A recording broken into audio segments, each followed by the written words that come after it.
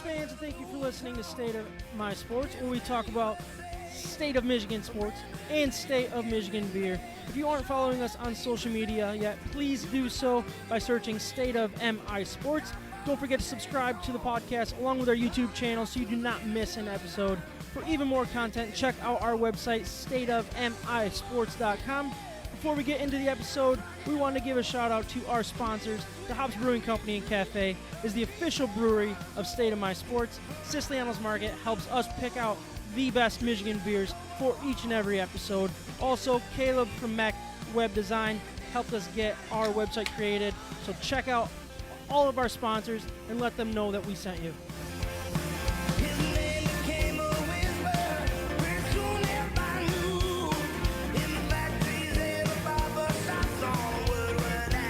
All right.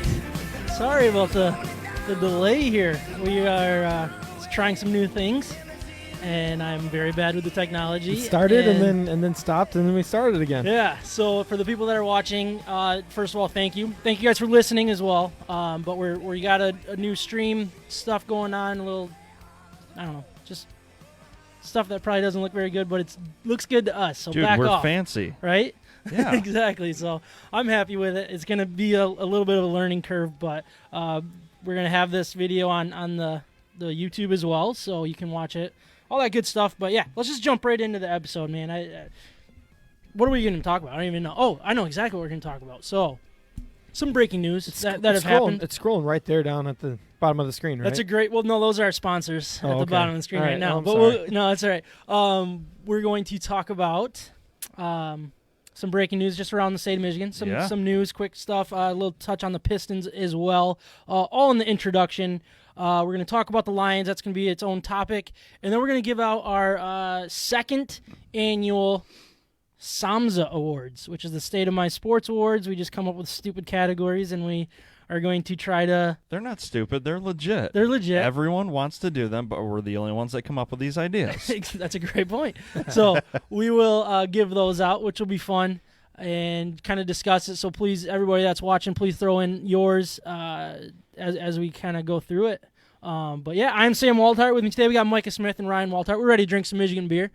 We're ready to talk some Michigan sports and give out some SOMSA Awards. So we're going to have a really good time. So before we get into that, we're right between Christmas and New Year's.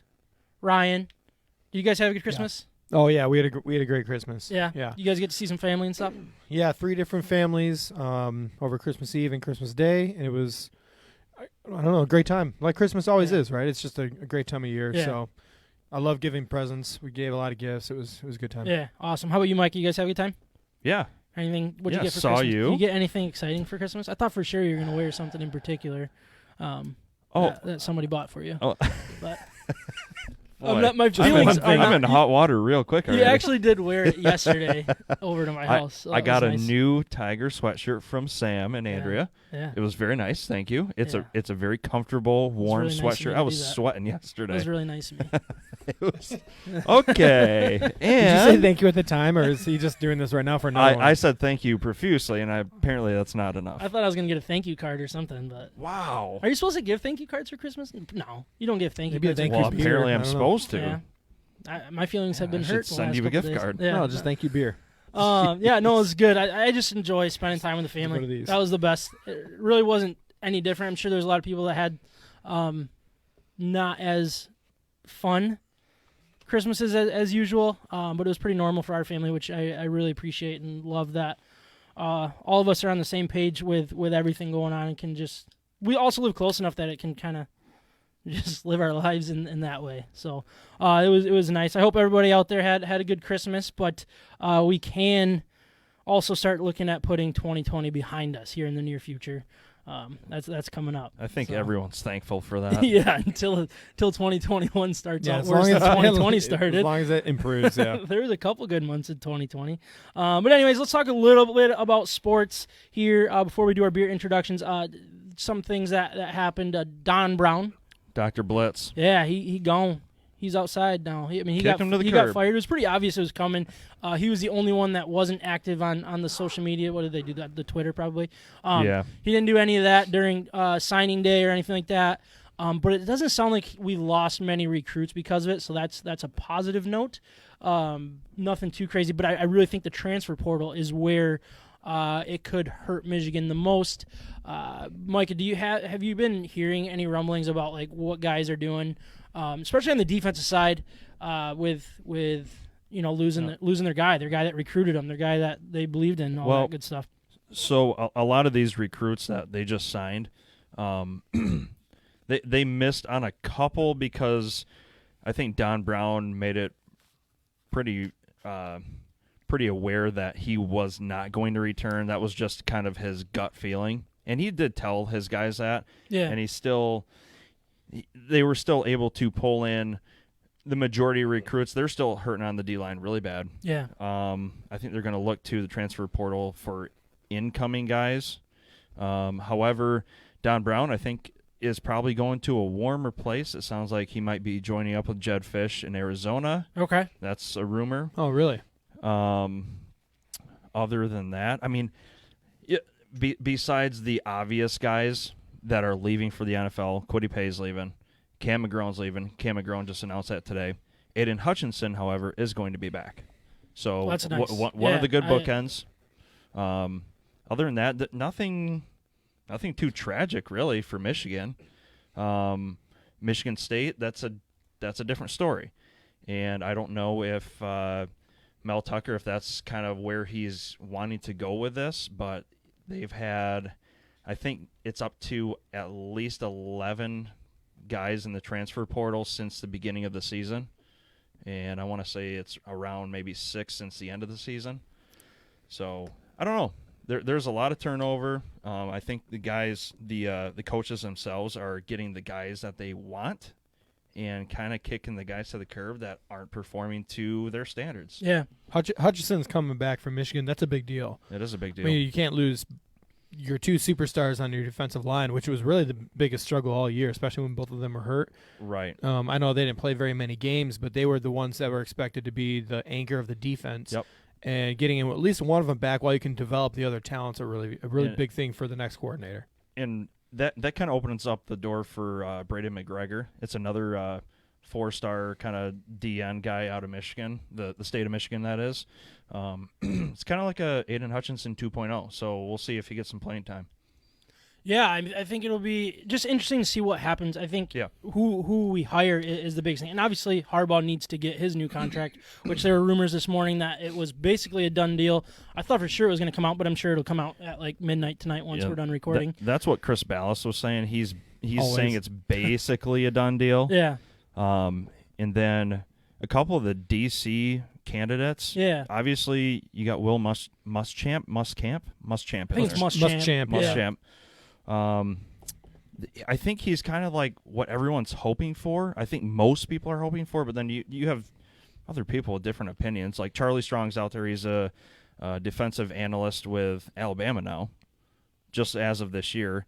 And he's kind of had his ups and downs throughout his career. Yeah, I think whoever it is, it's important to get a name, an actual name that recruits already recognize and has something to back him up. Right. Give him a little bit of credibility, because losing a defensive coordinator is a big deal, and you don't want to scare all these recruits away. If anything, you might want to say, like, look, we're changing for the better. We're getting a little bit more up to date with the defense against these, like Ohio State type offenses. Mm-hmm. Somebody that's been there, done that with a big time program already. So. Yeah. I don't have a list, like a wish list, because I feel like there's just so many out there that would be good hires, but it's just hard. Right. It's hard to say which direction they're going to go. Hopefully they pay a lot for him and they get the next guy, if not somebody that's already proven. But I mean, only time will tell with that. In Michigan State, I did want to bring that up. Rocky Lombardi, he did officially transfer out, and he's going to, was it North Dakota State? No, Northern Illinois. Northern Illinois. He's not good enough for North Dakota State. Okay, is that what I was saying? Well, dude, North Dakota State's a powerhouse. They win honestly, everything. I got confused in my head because, like, when Micah told me, I think you told me yesterday it was Northern Illinois, and I was like, oh man, that's a pretty good good transfer for him. Why? But yeah, it really isn't. now that I realize that their quarterbacks are always better than State's quarterbacks, or Michigan's for that matter. And a couple at this point, a couple of the other transfers though too. Devontae Dobbs, their 4-star offensive lineman, and Julian Barnett, their 4-star cornerback. both out of the state of Michigan. Yeah. Heavily recruited to that team. They're both leaving. They're both going to Memphis. Okay. So that's going to be really good for Memphis because they're two highly touted guys, a lot of talent to be brought up. So good luck to them. Yeah. It is time to introduce our Michigan beers for episode 87. But before we do, I want to remind everyone of our partner, Siciliano's Market. They're simply the best beer store in West Michigan, located on Lake Michigan Drive, right between Grand Valley State University's main campus and downtown Grand Rapids. Wherever you live in West Michigan, it is worth the short drive for what they have to offer. Whether you know what you want or need some help from their expert staff, Siciliano's Market is the best place for that. They have obviously a massive and up-to-date inventory of the best craft beers from across our great nation. They are individually priced so you can mix and match to build your own six-pack. They also have specialty wines, spirits, ciders, coffee, teas, tobacco, and cigars. They also have the largest selection of homebrew and winemaking supplies in West Michigan. We love that Siciliano's Market is part of the State of My Sports family, and it is who we visit to help us choose our beer for each and every episode. Ryan, actually, so I want to tell you something. You're not drinking your actual beer. Did you know that? I just changed. Yeah. I just switched beers. So you switched beers. Without knowing. Yeah. To my defense. The cans are pretty similar. They're so close. I'll go back to this one. But the funny thing about this one, and let's introduce that one first. It is okay. And I'll actually do it. It is from Athletic Brewing Company, so it is a non-Michigan beer. I think this might be our first. Wait a second. Yeah, right. Wait a second. So this is, I think, our first non-Michigan beer that we've done, at least on purpose. we might have done one. I have a question. How do I file a formal complaint? How do I put a Sorry, Michigan. You cracked. This is one that we're all going to grade. So basically, for the people that don't know, Athletic Brewing Company, we're drinking their Run Wild. It's their non-alcoholic IPA. So people do like dry January, I guess that's a thing. Oh, really? And one of our friends and Travis's brother-in-law, Eddie, he gave us this beer to try on the podcast. So I thought that was really nice of him to do that. They don't even sell this in the state of Michigan yet, and he got his hands on it. I probably should know how. I'm not exactly sure, but it does have a little bit of alcohol though, 0.5%. What? So, 0.5. So this is something that you could drink all day. Literally, and feel great. Feel fine. But it's only 70 calories, and yeah, I mean, very cool. We'll tell you a little bit more about it, but basically their idea is for the people that don't want the alcohol, but love a good beer, cold beer after a nice run and working out and all that good stuff. But hey, just because our sports suck doesn't mean you have to cheat on the beers. I know, but hey, you gotta change things up here and there. That's fair. Ryan, what are you drinking?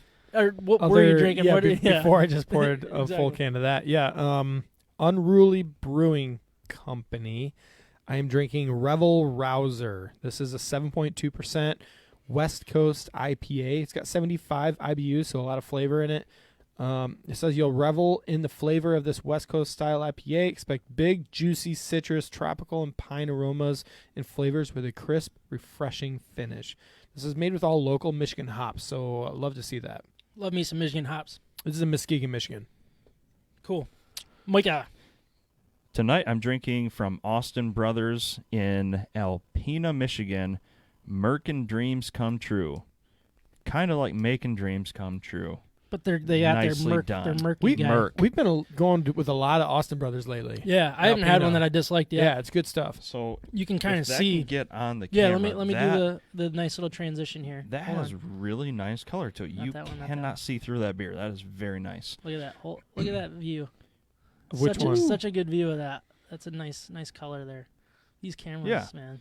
So this is a New England style IPA, and this one, they dedicated this beer to all the cellar staff out there, and they just wanted to give a thanks to everyone keeping that beer flowing. And it is a good beer. So I think it's just a beer they brewed with just the love of beer. And hey, thanks for everyone for keeping things going, and all the first responders out there too. For sure. I am drinking, so for the record, it says Monkey Fist Brewing Company, which is in Traverse City, Michigan. That is no longer the name. They actually made a transition to MiddleCoast Brewing, which I did one of those, I think it was a couple weeks ago now. that I did one of their beers. But it threw me off for a minute. But I was talking to the brewer himself. He goes, you're not getting an old beer. They're getting rid of the final cans of that. I mean, especially in this time, pinch pennies all you need to do. I didn't care. It tastes great. So did he say they're going to keep the beer name? Yeah, no, he didn't say that. So yeah, I got to tell you, it's Pen Hopper IPA. I don't know what pen means. Do you know what that would mean? Like, it has the bridge on it. It's a nice looking can, that's for sure. It's got a nice logo on it. 6.5% alcohol. Obviously, it's an IPA that I already mentioned. What else about it? I will let you guys know at the end of the episode because I'm not going to be able to figure it out by then. But we got a fifth beer that we're all going to try. Ooh. This one is Project Longshot. It's a double IPA, hopped with Citra Mosaic and Idaho 7 hops. So this is from Arclight Brewing Company with a collab with Monochrome Brewing. Holy smokes. This is early and I'm already stumbling. It's a good thing. But yeah, this is double IPA. Get worse from here. Yeah, especially once I get into this double here. But yeah, it's actually, I'm not gonna lie, I had one of these the other day and it's really good. Yeah, it is good. Yeah, we actually shared it, didn't we? Yeah, we did. Forgot about that. Yeah. So yeah, those are the beers we're drinking today.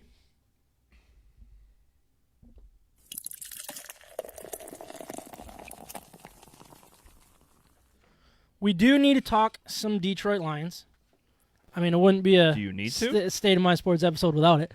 Our favorite thing about the Lions, right? Yeah. Like, how many games can they lose to turn this franchise around? Can you imagine if Swift caught that football now? We would be pissed. We would be so mad, yeah. Week 1, I'd be so mad. I know. And now I look back and I'm like, why did Todd Gurley have to get a touchdown? We could have lost that game. Yeah, they could have just scored. Yeah. Sam, is your pick in? Or they could not score. Yeah. Not yet. We will definitely do some mock draft. Number 2. Very, very soon. I'm looking at the wrong sheet. But anyways, obviously they lost it for the people that made it through. Through what? The debacle. Well, man, that was a bad game. I don't even know what the final score was. Oh, yeah, I don't care. Was it 45 to 7? 47 to 7? 47-7. The only points were a punt return by Agnew. How many coaches were present on the sidelines? Like 3? Yeah, it was bad. It was not.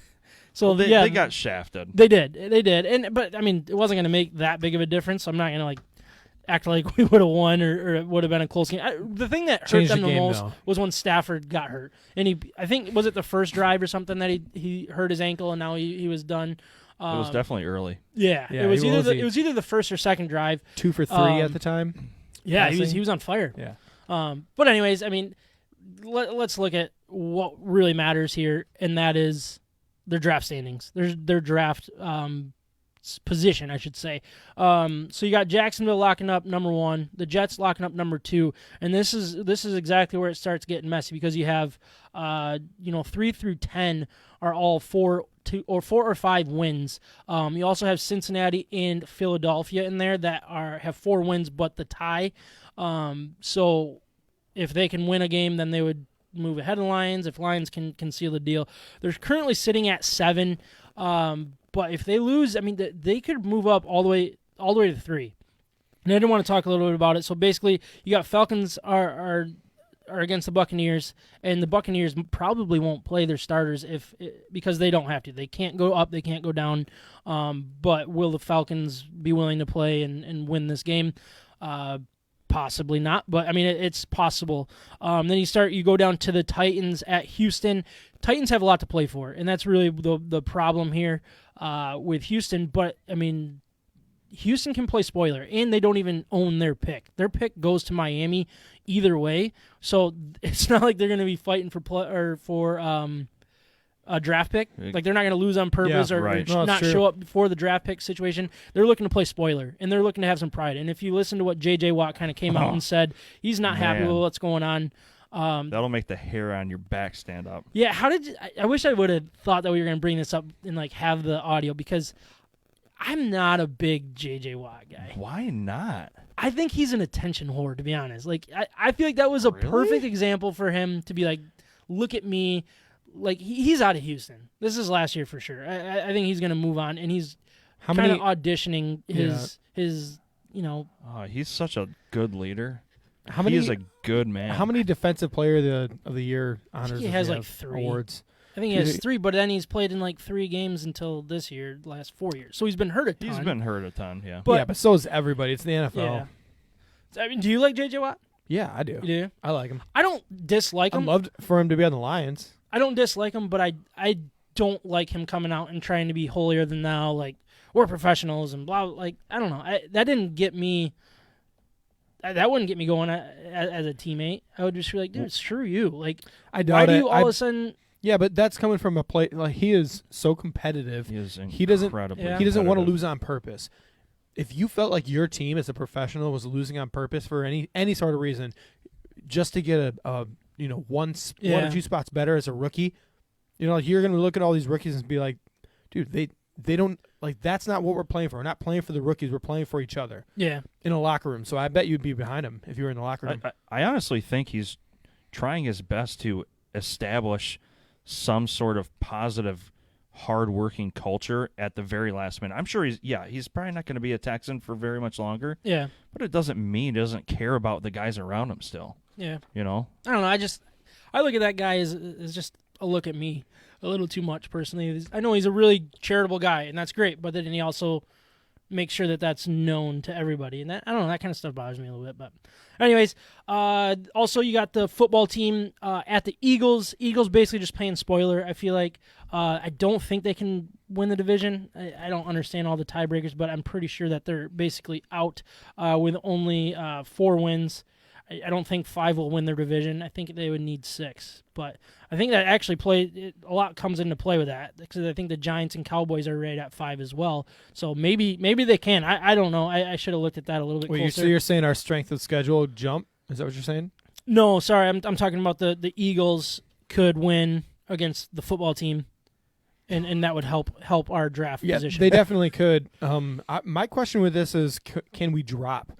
Like, if we win, can we still drop because our strength of schedule jumps too much? Because who are we playing this last game? Well, our strength of schedule wouldn't make that big of a difference. It's the first tiebreak.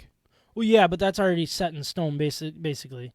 That like winning a game doesn't really affect it. Like, sorry, that's the first tiebreaker. Yes. So who are we playing last game? The Vikings. Right. Okay. So our strength of schedule is not going to go up that much because their record isn't that good. That's my question. Strength of schedule is a formula that's already in place based on what everybody else's record is. So basically, the win is what would push us outside of the top 10. Okay. We're really close to the Giants with strength of schedule. That wouldn't change?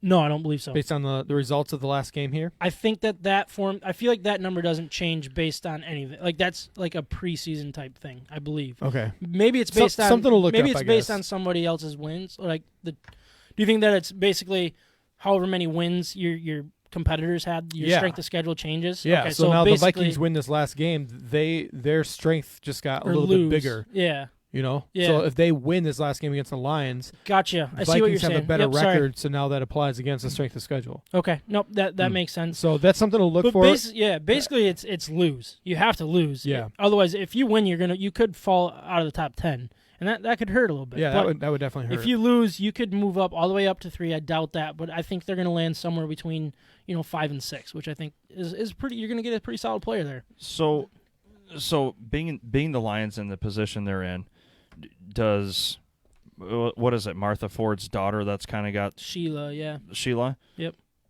Don't you think she just goes to the team and just kind of tells Stafford like, "Hey, you're not playing," just so you know? I would hope not. I would hate for the owner to do something like that personally. Yeah, that's the whole Jerry Jones argument. Like, are you an owner or are you trying to be GM or coach? Like, what are you trying to do? If you take up too much power, it just doesn't work that way. I get get that. Football minds make football decisions. You don't have a GM. You don't have a head coach. Someone's got to make the decision. Like, hey, we don't want to win. There is no point in winning. Oh, you're saying for this last game? That's what I'm. Yeah. For the last game, of course. No. Why not? I don't think that's something you want to.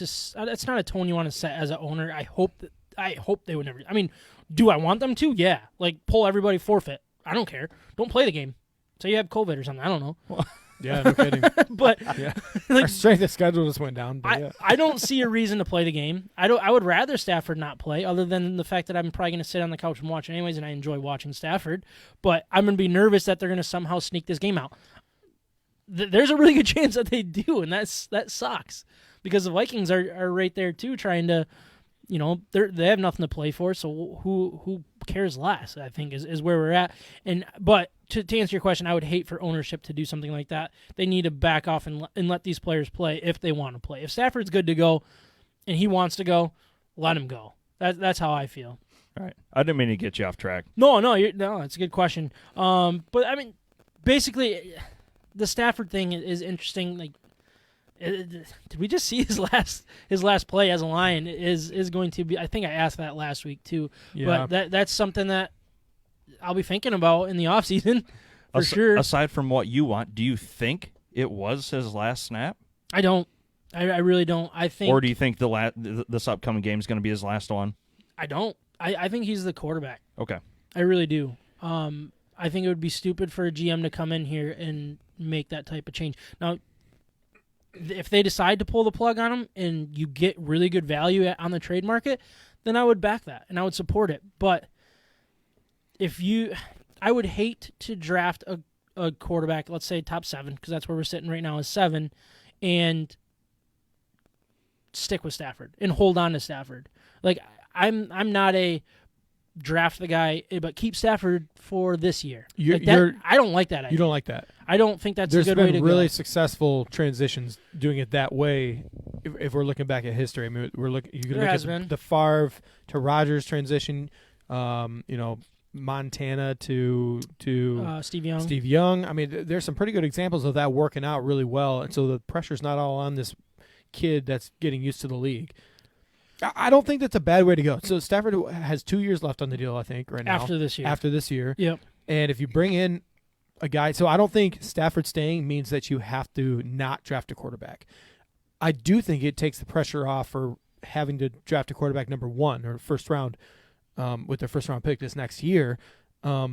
It really depends on what quarterback you believe in. I really think, like, you can look at all these mock drafts. I think there are a lot of teams out there that probably look at some of these, like Zach Wilson and Trey Lance, that might want those guys ahead of Trevor Lawrence. I know that sounds crazy, but that's very crazy. But teams dial in on what they want. Like they will find the quarterback with the traits that they want, and it might not be. Yeah. It's most likely Trevor Lawrence, but it might be Trey Lance. Maybe they believe in him. Well, you watched it happen with the Lions and Jelani. Yeah.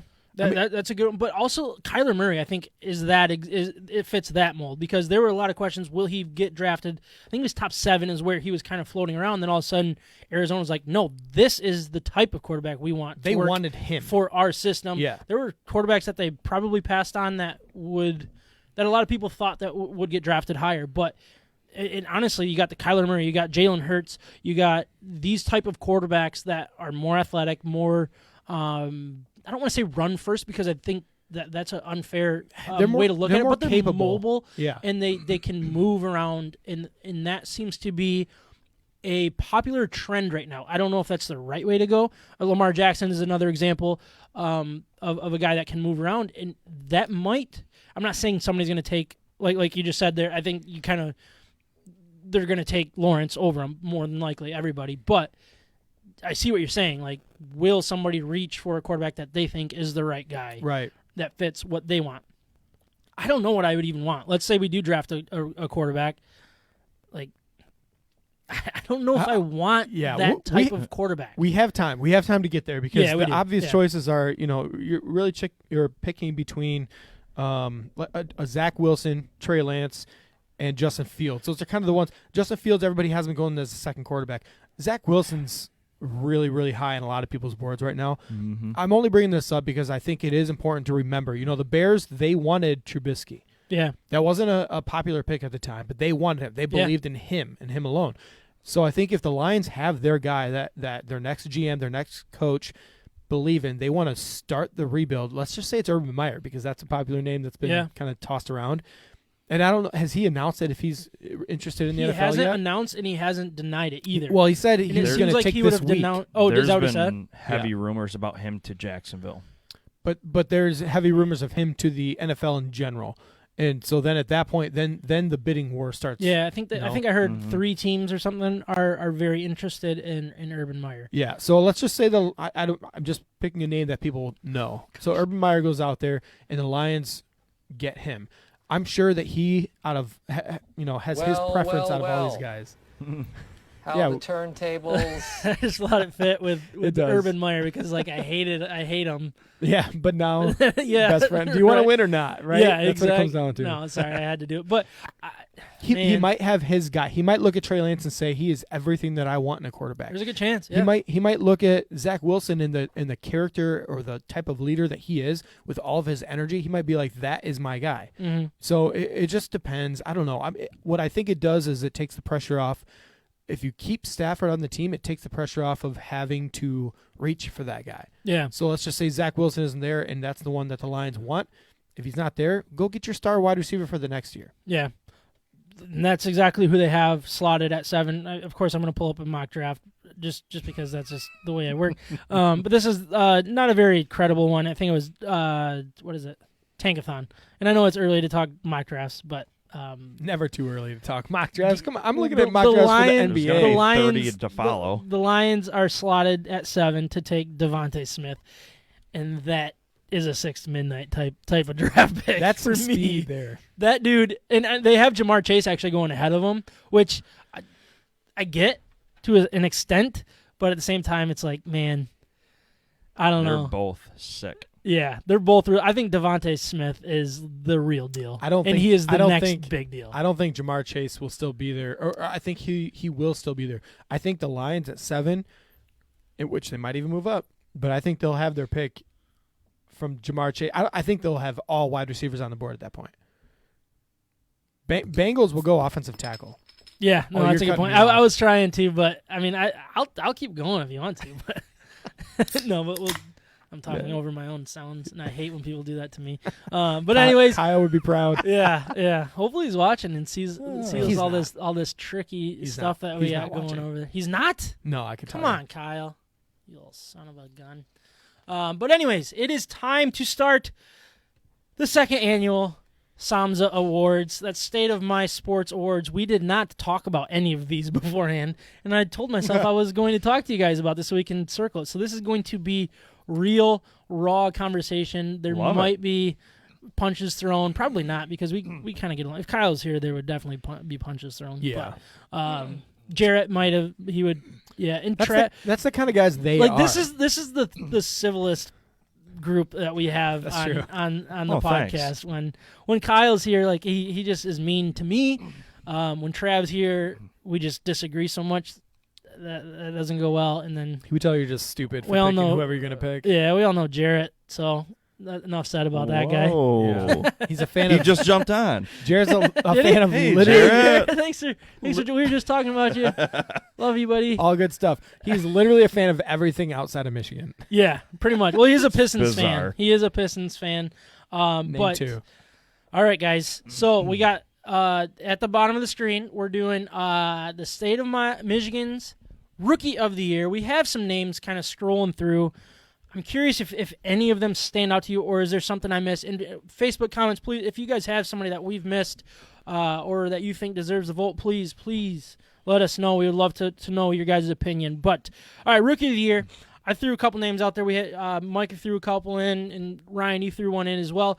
So we'll just name a few. I got Casey Mize, Tarek Skubal, Willie Castro, Jack Fox, DeAndre Swift. About Jonah Jackson. Jonah Jackson's actually a really good one too. I should have put him on there. He's done a good job. Yeah. You can put him on there. He's on there now. All right, so we got Jonah Jackson part of it. So let's start. This is just the way I like to do it. What about Red Wings? Do we have a there weren't any really. Wings rep? No. Not really any rookies that are worth getting excited about.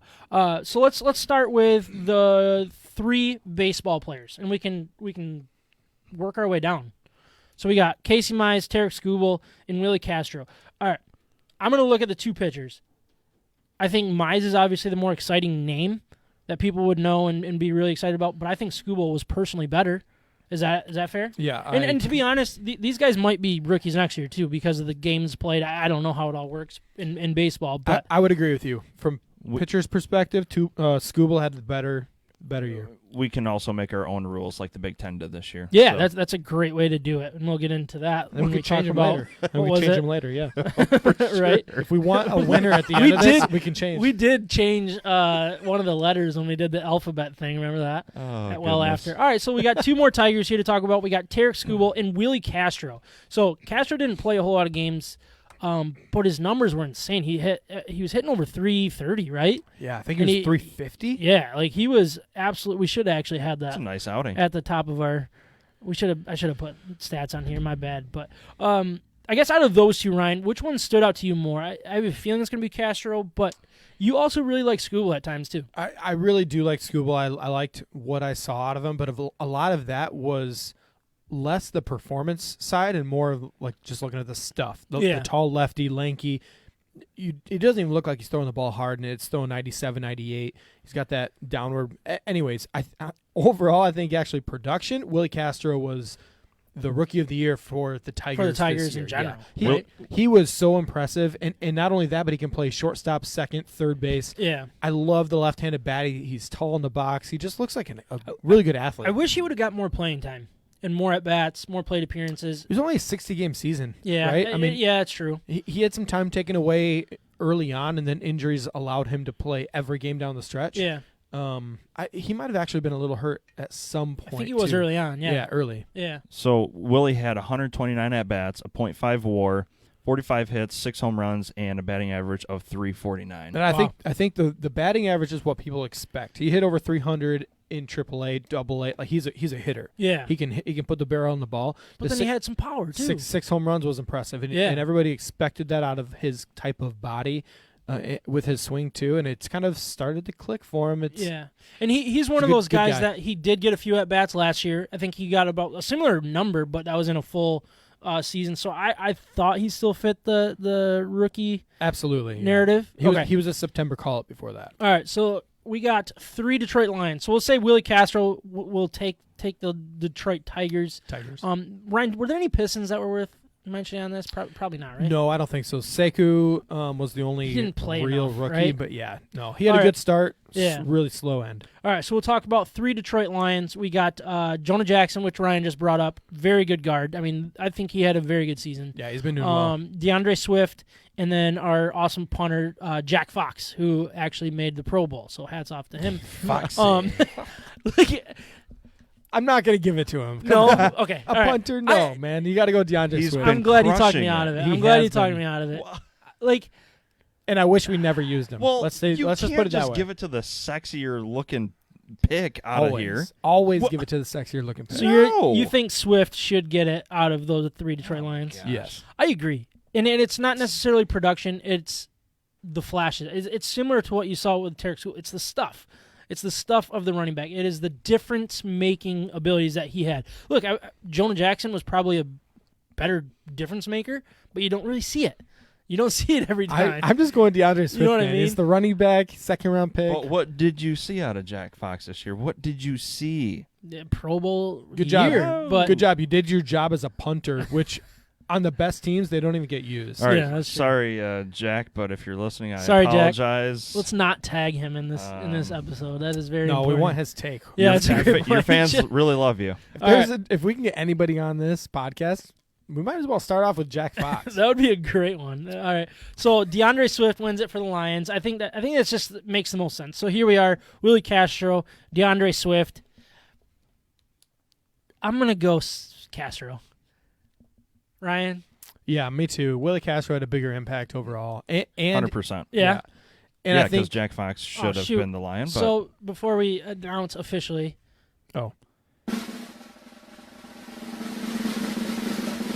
Willie Castro. Oh, yeah. Hey, congratulations, good job, Willie. Willie Castro, Willie. Your 2020 SOMS'S Award Rookie of the Year.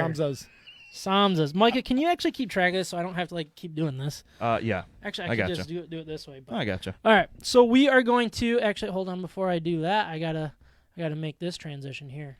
So I'm learning, guys. I'm learning. You notice he didn't ask me to do that because he's like, Ryan won't do that. He doesn't even have a pen. He's not prepared. Oh, I do. I do. I gave you a pen. I don't need that. You are really prepared. You didn't even know you had a pen. He prepared for me. Nicely done. I'm always prepared for you, Ryan. You know what? You've done a lot of backing of coaches this year. I say we move on to Coach of the Year. Coach of the Year. So, I mean, basically let's just name all of the coaches. You got Jim Harbaugh, Gardenhire, garbage, Howard, garbage, Tucker. That's not his name. Decent. Yeah, Casey. Mel Tucker. What? Mel Tucker. Sorry, yeah. Casey Tucker. I thought when I read Tucker, I was like, wow. that's not the Pistons coach. Very nice. Mel Tucker, Jeff Blashill, Dwayne Casey, and Matt Patricia. And Tom Izzo. Tom Izzo So as well. How many are left? All right, so I'll cross off Matt Patricia. Who survived? I will cross off Gardenhire, the two guys that are no longer with us. Harbaugh doesn't deserve it this year for sure. The least. Yeah. Is Harbaugh still with us? Yeah, he is. He's going to sign a new deal. All right, Blashill, you were the worst team in the NHL. I think you are a good hockey coach, but you have a bad team. Right. So you did not get this award. I don't think Dwayne Casey deserves it. Is that fair? Yeah, absolutely not. Yeah.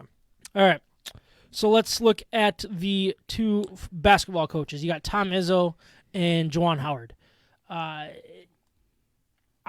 This is tough. This is very, very tough. Let me tell you why. Because Juwan Howard just secured the #1 overall recruiting class for next year.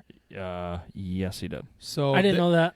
By honestly, long shot. by a long shot. He was close to doing that this year too. We Like, were before one recruit going in. We were one recruit away. The guy ended up going to to the G League team. Yeah. No, it was Arizona State. No. Yeah, Isaiah that Todd. was Joshua Christopher, but Isaiah Todd went to the Went to the G League. So there was Yeah. two guys like that. So Josh And- Christopher was not going to come to U of M. That was a last minute thought. Okay. It was amazing that he even considered Michigan. It was because of Howard that he considered it. But Isaiah Todd would have been at Michigan if he didn't do the G League Ignite team, is what they call him. Okay. Yep.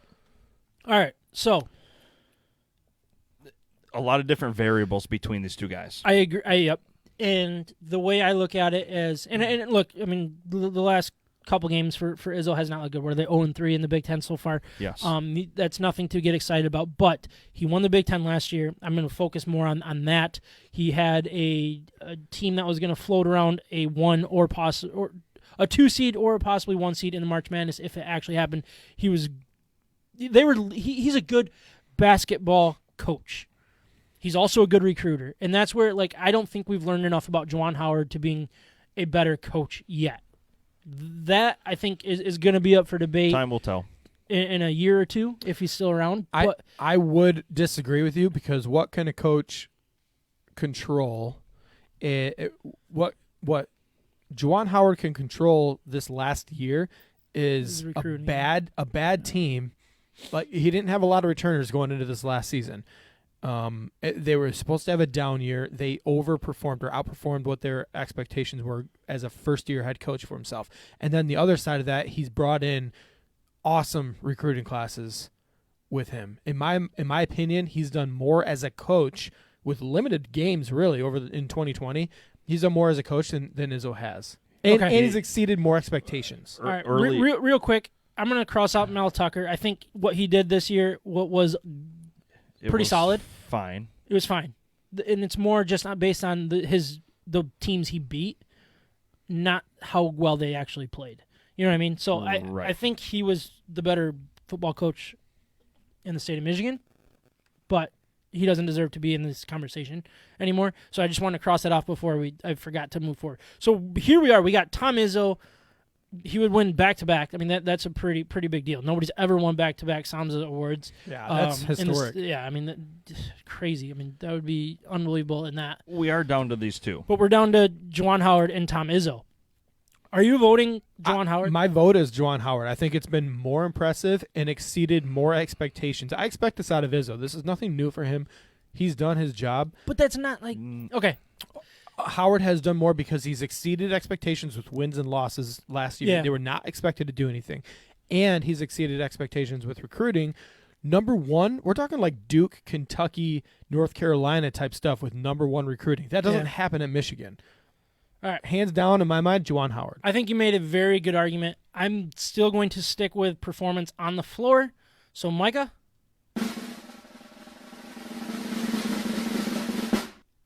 I'm going to side with Sam. I'm going to go with Tom Izzo. All right. Okay, listen. Ryan made a lot of good points. Yeah. That Juwan had exceeded a lot of expectations through recruiting and through what was expected of kind of some leftovers, but the results on the court are what matter, and Tom Izzo got it done. So. Yep. I think that is actually a lot closer than I thought it was going to be, because Ryan, I think you did a really good job arguing for Juwan Howard. Thank you. And maybe we'll switch it before next episode. We'll see. Nice. Big Ten style. But here we are. We are going to talk about our general managers. We have 4, basically. You got Steve Yzerman, which would be a back-to-back win for him as GM of the year. You got Troy Weaver. Basically, I think it's just solely like what he did was he chose a direction. I think that's a good reason to be a part of this conversation. You got Al Avila and Bob Quinn. I'm going to cross off Bob Quinn because he's no longer here, and he is part of the reason you're in the state you're in. Exactly. So you got the 3 here. As much as I don't even want to vie for this guy, I'm gonna kind of lean towards Al Avila right now. I hate the state of the Tigers. I can't stand it, but I understand it's part of the process. A lot of the trades early on, we've all disagreed and we will continue to disagree on as far collectively. You know what I'm saying? The JD trade was so bad. Yeah. Everything early on was so bad. But if this is truly the rebuild that we really think we're having, I think as far as the drafting the talent that we're wanting, his staff is getting it done. Yeah, I mean, I can't argue with the picks, and this is first overall pick. Job. This is the job of the GM in a rebuild, and I can't really argue with what he's done. The fact is the Tigers just brought in Spencer Torkelson, which is the best hitter in college baseball last year. The last couple of years, really, in college baseball. And it was the clear choice at number 1 overall for the Detroit Tigers. They're missing bats. He's bringing in bats. It's easy to do when you're the top overall team year after year, the last few years. Riley Green, Casey Mize. It's easy to get those guys right. Yep. We've also seen in recent years really good stuff. I actually don't love like after Torkelson, I don't love the draft that the Tigers put together. I'm not completely sold on it with only 5 rounds that they had last year. So that's the one thing. Like Torkelson, rock solid. Love the pick.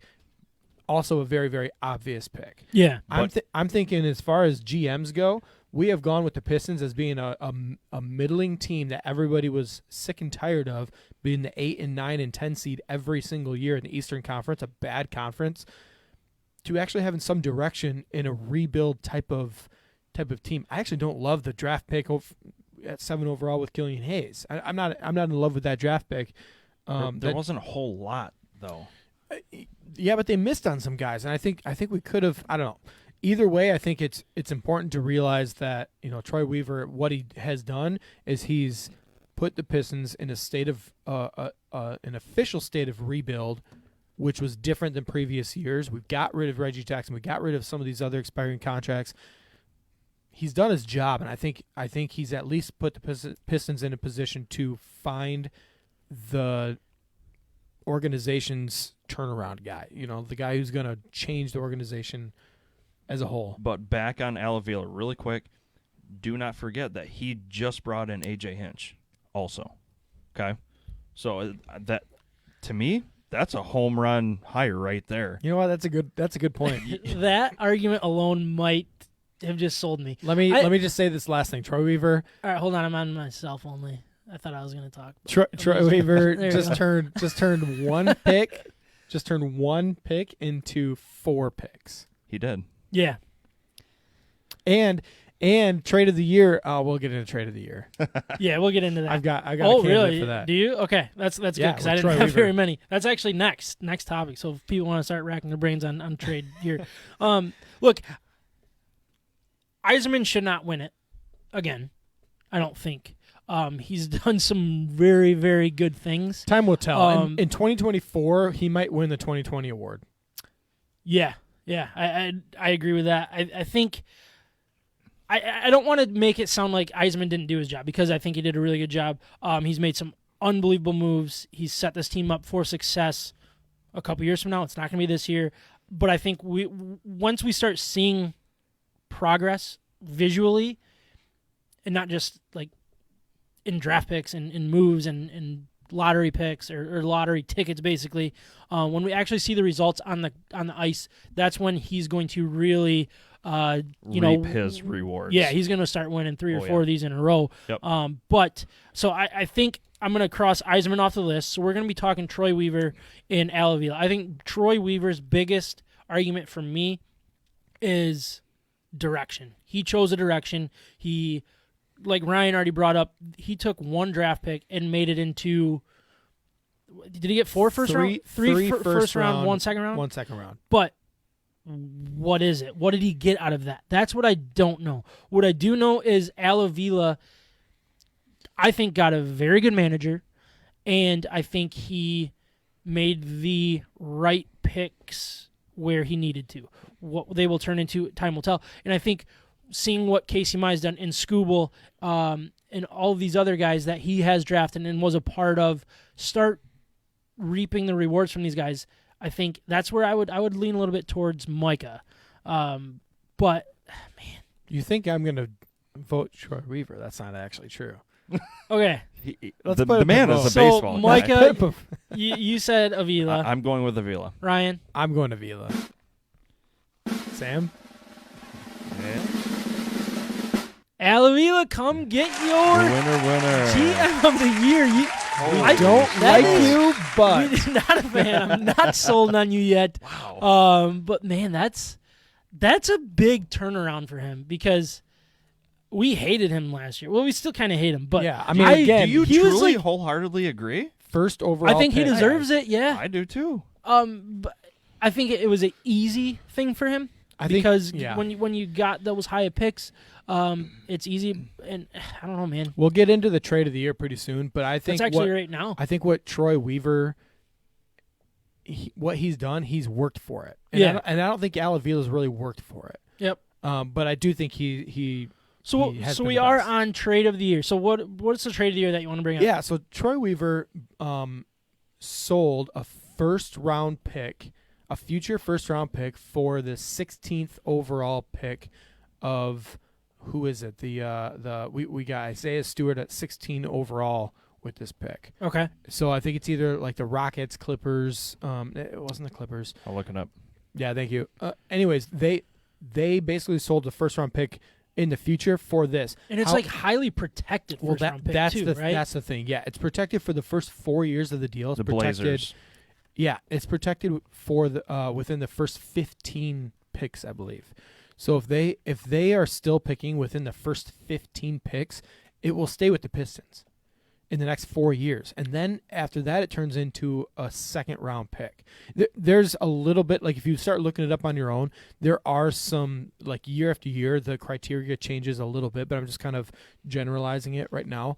But basically, there's a really, really good chance with the state of the Pistons at the moment that this pick, they just got a first-round, 16th overall pick for a future 2025 second-round pick. Yeah. And to me, it's like, oh my, that's a complete no-brainer. What a great job mid-draft to, like, he picked his guy that he wanted, Isaiah Stewart. He went out and he got the pick needed. He pulled off the deal needed to get his guy.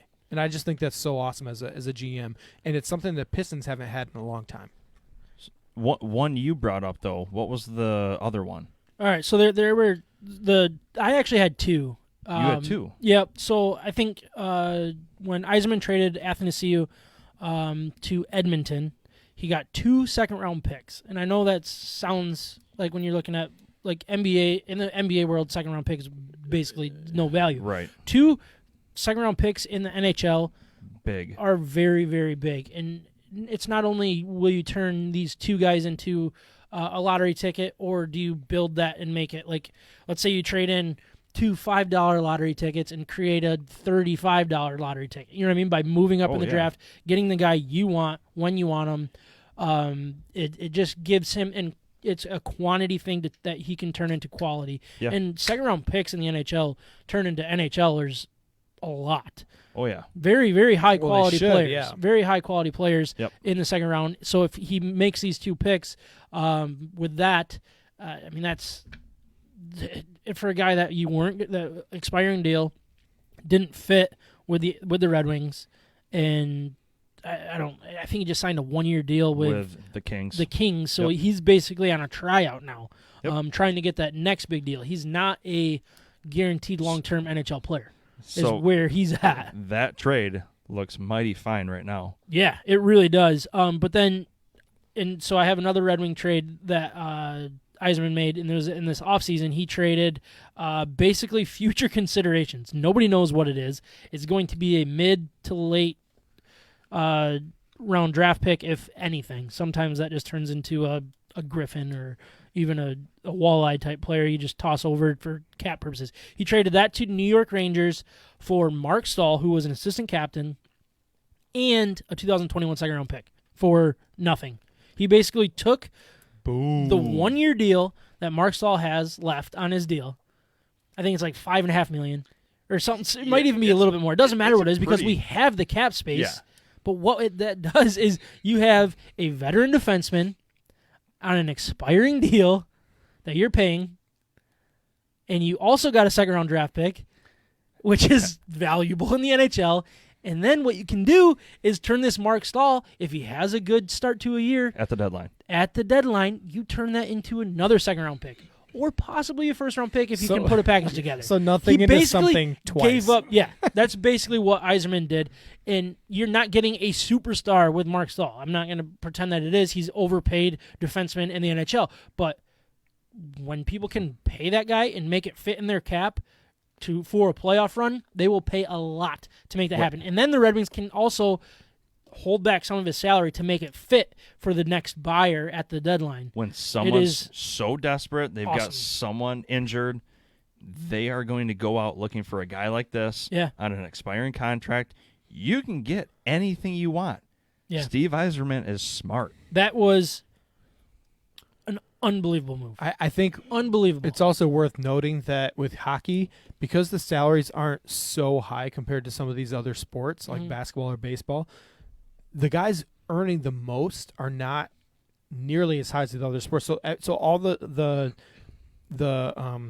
salaries are all condensed into a tighter time package, I guess. I don't know. Yeah. There isn't as wide a spread, so then it also allows you to, if you are going to package a deal for one player, like if you have injuries or something, you can package that kind of a deal for a bigger contract because it's not too big. Mm-hmm. It's not like you would need 4 of them like in the NBA because you get one guy making $40 million a year. Yeah, you don't need to match. You don't need to match salaries. Right, it's much easier to do that. Yeah, for sure. So I personally, I would lean towards that one. Ryan, did I convince you, or would you still stick with the not Dwayne Casey? What's the I mentioned? Troy Weaver. Yeah, the Troy Weaver trade. So here's the way I kind of broke it down in my head. I was listening to you kind of talk about Yzerman and what he just did. Troy Weaver turned a second-round pick into a first-round pick, and Yzerman turned possibly nothing into 2 picks. Yeah. I'm going with Yzerman. All right, so, Micah, you announce this one. And the pick, Yzerman. Congratulations. That is Yzerman's second SOMSA award of his career. Wow, brief career, too. Yeah, he won GM of the year last year, and now he got Trade of the Year. I think he earned it this year. Last year, well he done. just kind of we were just six to midnight on it. Let's be honest. All right, so this is another fun one here. We have. It's gonna get hairy. Best hair. Oh, very, very creative. So we have some names scrolling on there for the people that are watching either on YouTube after the fact or on our Facebook Live.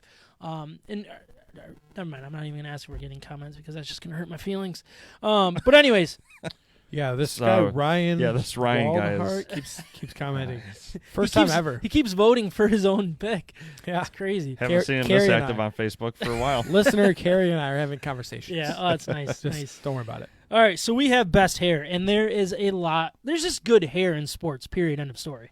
Sports athletes have such good hair because they can. They can like just Clyde they can Drexler. do something different. And I would get my hair done on a weekly basis. Oh yeah, they can stretch the they can try to pull something off that we have no business even trying to pull off. You know what I mean? And Ryan, I'm not talking pull off a lot. Yeah, like I consider myself I have pretty decent hair, but there's no way I could do like what Zadina does or Fabry tries to do like in these pictures. Like I just can't walk out of the house trying to have some slick looking hair. Well, you have thick hair. I know I have really good hair, but for a Walls heart, the thickest hair in Walls heart history. You just have to worry about it. I don't even have to worry about mine. So. All right, so let's go through some names. I think Daniel Norris, so he won it last year. Tyler Bertuzzi, Jose Urena, so he's a Tiger. Now Philip Zadina, Michael Rasmussen, Danny DeKaiser, Robbie most hockey guys. Because you know hockey guys. Well, it's hockey flow. Like I had to look up some other players, but like hockey I just knew. What about Sekou Deboya? He's got like the cornrows going. I thought I didn't put him on here. I thought I did, but DeAndre Swift, he's got some decent looking hair. He's got cool hair. Yeah. Desmond Trufant. He's got that hair like he's got a lot through. Of hair. He's got a lot of it.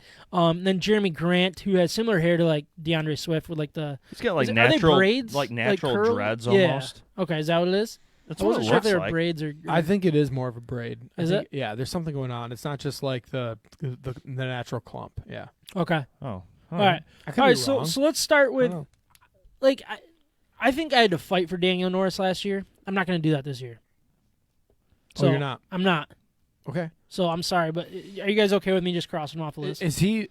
He won it last year. He did win it so last year. So that takes away the back-to-back. He's got a lot it of does, that. Yeah. A lot of that long curly. Get rid of like all that. Like he did cut it, I think too. I think he got rid of the long hair, but he still had the nice beard. Did he cut it down by the river? Probably. Out of his van. All right, so here we go. Let's talk about. So what about Jose Urena? If you guys are listening, you haven't seen him, just do a quick little Google. He's got some nice looking hair. Like it's kind of cool looking. I don't think he deserves to win it yet. It's not a winner yet. Yeah, it's not a winner yet. So let's just look at some hockey players. One of our listeners already put kind of a plug in for Tyler Bertuzzi. Yep. Okay. Yeah. So that's a nice little vote there. I'm gonna give him a check mark, and that'll count as an official vote when we go to do this. So you got Tyler. Let's talk about the Red Wings. Tyler Bertuzzi, Philip Zadina, Michael Rasmussen, Danny DeKaiser, Robbie Fabry. You got 5? Is that 5? Yeah, 5 hockey guys on there, all different styles of hair too. Like I'm crossing Danny DeKaiser out for all of us. You don't like Danny DeKaiser's? No. Okay, I don't think he deserves to win. It's no matter what style it is, it's just not kept up. Let's be honest though, like hair has something to do with talent too. Yeah, So definitely. the more talented a guy is, the more he can pull off since the hair. Since Michael Rasmussen wasn't up this year in Detroit, we'll cross him off the list for now too. Okay. So let's look at Tyler Bertuzzi, Philip Zadina, and Robbie Fabry. Let's start with Robbie Fabry versus Philip Zadina. They have very similar type hair. It's nice and dark. It's a little tighter, but it has like the same kind of flow. And the way I want to give this to Zadina over Fabry mainly because he's got that swag that kind of fits with it. Where Fabry kind of looks like if I went for picture day and did the same type of hairstyle. You know what I mean? Like it works if you're a professional hockey player, but if you're just Sam walking down the street, like you're like, oh my gosh, look at this guy. He looks like an absolute idiot. So, what do you think, Micah? Out of those two, it's like the same. It's hair. almost the same. I'm gonna go with the swag. Zadina. Zadina has the young swag. He can get away with it. So I'm not saying Robbie Fabry's old by any means. It's a little messier. He's pulled it off a little bit more. It's polished, which is a good look. Yeah. Yep. All right. So now let's finish the argument between the two Red Wings. Micah, you wanted Bertuzzi. Oh, I'm sticking last to year. it. It's not even a question. All right, Ryan. I'm curious. I'm taking Zadina out of the two. I like the little tighter, clean look. That's where I'm going to go with Zadina. He also has nice little flow. He's got nice little shine to it. Where Bertuzzi Bertuzzi for me is just like it's dirty. It's like ridiculous. I'm not a fan of that look. It's dirty, ridiculous, and he scores a lot of goals. So Zadina will score more. I mean, if I'm talking about but he didn't. He might. Yeah, he was also injured most of the year. But he didn't. But here's He was where leading the team here's in where I'm scoring when he thinking. got hurt. If you're talking like classic, like YouTube ready views only, watching Canadians make fools of themselves making videos, then I would go with Bertuzzi for sure. Yeah, because he looks his hair's just dirty. He looks like and that's always funny. Like he looks it's like always he'd funny. fit well in Letterkenny. Yeah, exactly. Yeah, he is Letterkenny But of if the you're Red talking Wings. about like actually good hair, yeah, I'm going Zadina. Zadina. So Zadina's going to win the Red Wings best hair. We have a comment. Outgunned again. We have a comment. I don't know if you guys even know who this is or what school this is for, but there's a Kennewood Hills golf coach, Okay. Perkins. Roger Perkins. Roger Perkins? Is he talking about hair with this unknown person? What are we talking about? Or what? I don't know. Golf score or hair? Maybe we need a little bit more background with this. Yeah. Or we could all know who this person is. Is that Mr. Perkins? Yeah. Oh, I didn't know his first name. I was so confused. Yeah, Jared's making a comment. Nice. So Zadina actually wins Zadina, best hair yeah. out of the Red Wings. Sorry, Micah, but Bertuzzi did not win again. Man. All right, so here we go. I'm gonna cross Jeremy Grant off because I think DeAndre Swift, they have very similar hair. Swift and pulls it off better. Swift's is a little better, and he's a better athlete, just a better player. I shouldn't say athlete. All right, so here we go. We got 2 Detroit Lions now. You got DeAndre Swift and Desmond Trufant. I am going to go with Trufant just because there's more. There's more that works. You know what I mean? Yeah, and I think it looks and it's pretty clean. awesome yeah, in the helmet good, too. and it works for a corner. Yeah. It works so good for a I corner. don't know why it you does, wouldn't but see you're right. like Swift's really if he didn't take his helmet off. Where as a corner football player, I mean, you can see it all the time. Okay. I agree. I think you're Do you right. agree with that, Mike? Or it actually doesn't matter because we already outnumbered you. Yeah. Well, yeah. So- Don't even vote. I'm not gonna vote. All right. Trufant. Now we got the final 2 here. We got Desmond Trufant against Philip Zadina. This is tough. I know my vote already. What's your vote? I'm going Trufant. I just think it looks so good as a corner. Like I don't know what you hit it spot I think on with a corner. his position, it helps a lot. I don't know why. I think maybe like you could just pick a lot of cornerbacks within the last probably 15, 20 years. It would have been nice to see it on the field a little more this year. Yeah, you're right. In better situations. Man. Plus, I think the Lions, as bad as they are, they're still better than the Red Wings at this point. Yeah, they actually are, I think. All right, Micah. So Jarrett says Mark Davis, the Raiders owner.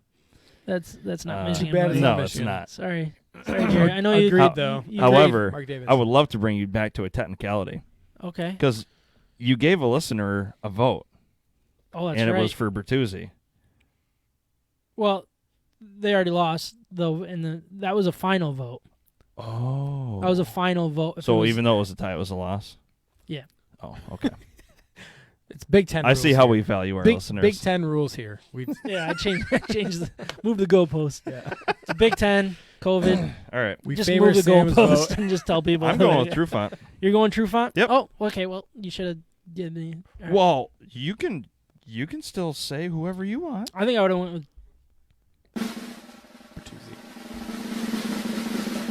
Zadina. Desmond Trufant does deserve it just because. Oh, there it is. So Desmond Trufant. Congratulations, buddy. Come get your trophy. You might have sucked on the field, but hey, you still had the best hair in the state of Michigan. So listeners aren't really sure how they can vote. How can they vote? Just comment. Just Comment on their comment, and then I will let you know if I want to count your vote or not. Boy, Yeah. our poor listeners don't know how to vote We on are a social media. democracy. Honestly, Wow. are people giving their opinions? Yeah. Because Here I and don't there. know. I'm not reading comments. So here if you and there. guys see comments, let's tally as So we're this talking is this basically through. a representative republic. So Sam basically is your representative, and whatever he wants goes. That's what we've learned as We just Staff learned that members. in the last 60 seconds. There is no fraud in the making of these votes. I tell you that right now. But honestly, if people are voting, let me know. We'll start tallying it up. Cool. And I'll let you know if I want to let them choose or not. All right, so what are we on now? Another heavy list It's the Breakout Player of the Year. The Breakout Player of the Year. This one Breakout. this is huge because it can count rookies. It can count players that just had really good years that it's about damn time they have a good year. All that kind of stuff. So, I mean, do we want to start going through some of these names? Ryan, can you go through some of these names unless you don't want to? I mean, you don't have to? No, from the football side, we have DeAndre Swift, Amani Oruwariye, and Hawkinson. I think those are the three from, at least from the Detroit Lions point of view, would be considered breakout players of the year. So I think we should just start there. I mean, we've got others from like Sekou and Hronik and we have Castro and everything else, but let's start with the Lions, right? Yeah. So Micah, do you have any thoughts on those three Lions? I think the obvious, probably Hawkinson. Right. You guys think so? I mean, it's definitely not DeAndre Swift. He hasn't had the numbers. I think he could have the impact, but not this year. But snaps were stolen from him. That's the problem. Yeah, I'm going to say Hawkinson as well. I think he's turned into an above-average tight end in the NFL at this point. He's a Pro Bowl. And a Pro Bowler, exactly. Yeah. Can somebody pull up his numbers, because we got to use that as we get farther down the list. I think out of the Lions, it's no question it's Hawkinson. He's never going to live up to a, what is it, 7th overall pick, 8th overall pick. Like, that's not going to happen, really. 10? Unless you have, no, I think it was maybe 8. I think it was 8. So Hawkinson's out of 15 games, 64 receptions, 698 yards, and 6 touchdowns. I think the yards will continue to go up. And I think the touchdowns will too. But it's been a good breakout year for him. Very good breakout year. I think he deserves it. I think Amani Oruwariye had a good year early on. I think he got exposed as the year went on when he had zero help around him. I think you're completely right. But it was nice to see. Yeah. I think with some help. Let's be honest, if I didn't see what I saw from Hawkinson this year, I wouldn't be worried because I think he would still have it. If I didn't see what Amani Oruwariye did this year, I would be nervous and be like, he's not a actual piece that works in the NFL. I think he proved a lot of people wrong. He proved that he can play in this league, and he's going to be successful in this league with the Detroit Lions. So I think if that's the measure, like, I'm more relieved that Amani Oruwariye had a good-ish year. But, like, Hawkinson, hands down, was absolutely a stud on this football team. Listener Jared is wondering why we didn't put Jack Fox down.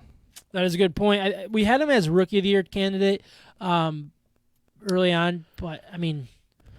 Yeah, come on, he's a punter. I mean, I get it.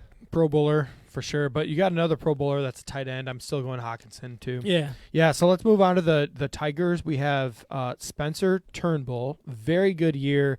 If you look at the stats, not like the best stats in the world, but we all saw what he did. He was the leader of that pitching staff throughout the short 60-game season. Yeah. Yeimer Candelario definitely broke out, especially in the middle of that short year. He had unbelievable numbers. Batting average power-wise looked bad early and looked bad late, but in the middle he was amazing.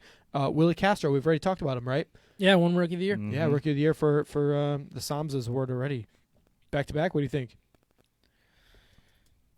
I don't know, because there's still Sekou Naboya and Phil Hronik.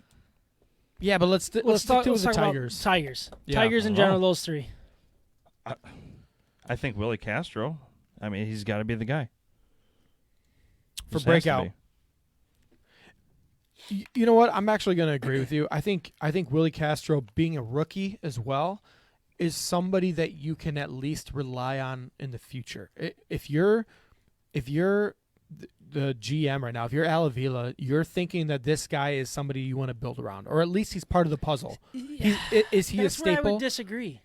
Is he a staple where like Turnbull, sure, like you want him in your pitching rotation for sure. Yeah, and rotation's probably the most important part of any team.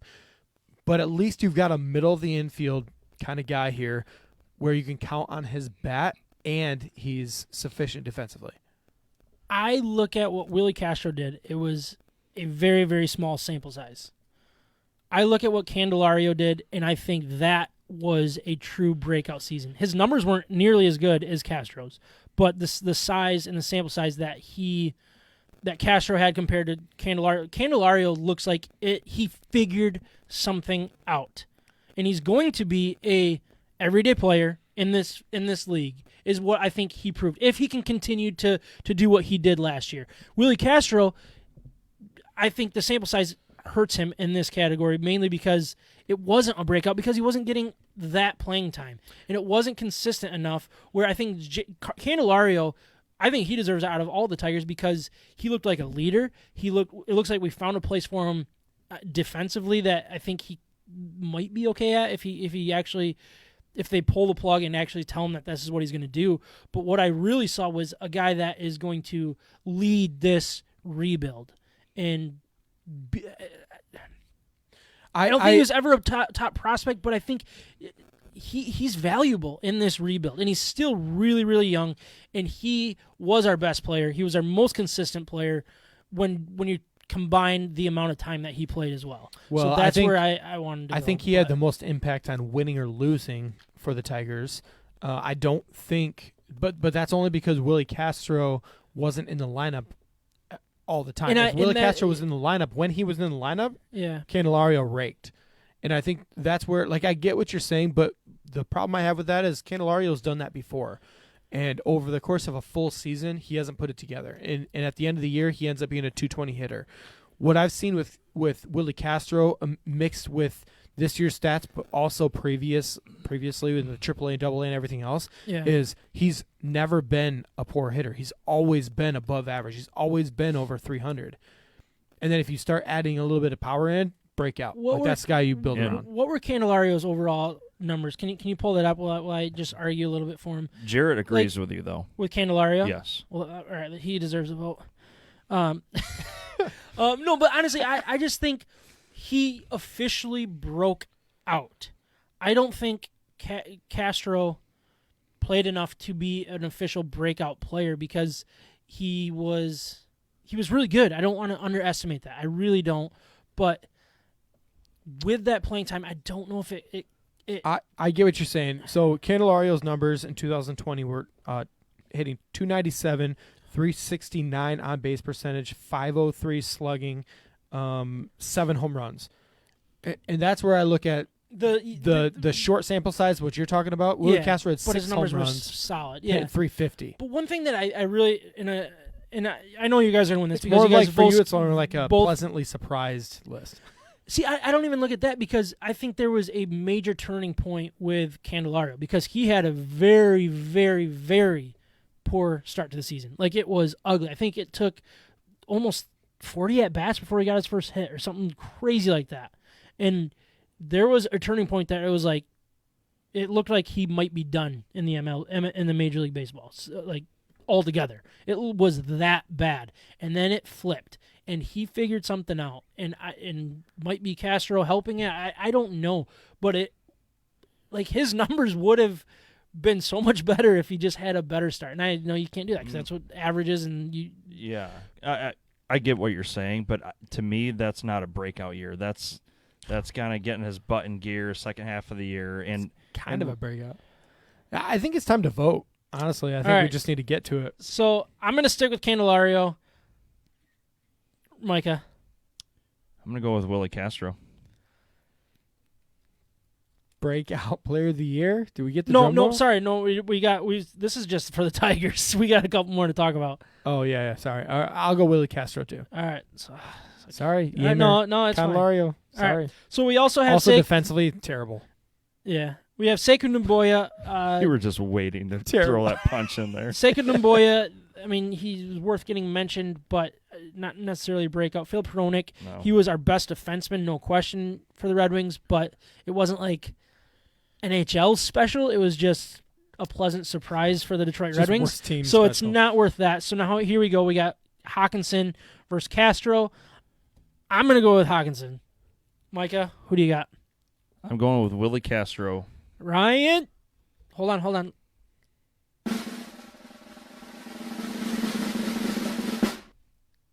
TJ Hawkinson. That's what Sam wanted so bad.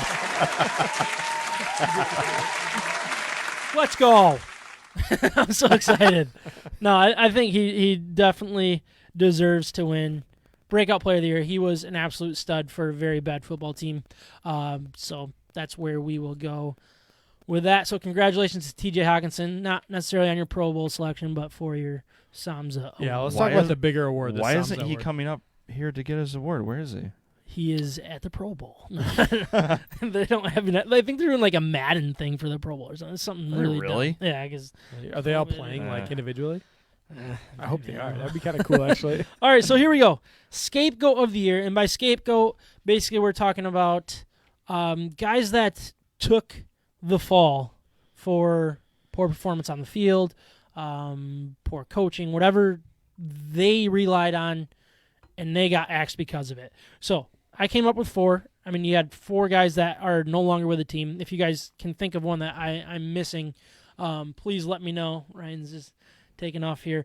All right, we have scapegoat of the year. You got Don Brown, Bob Quinn, Matt Patricia, and Ron Gardenhire. So basically the way I wanted to approach this is, was Don Brown the scapegoat for a bad Jim Harbaugh coached football team? Was Bob Quinn the scapegoat for a bad coached but decently talented Detroit Lions football team?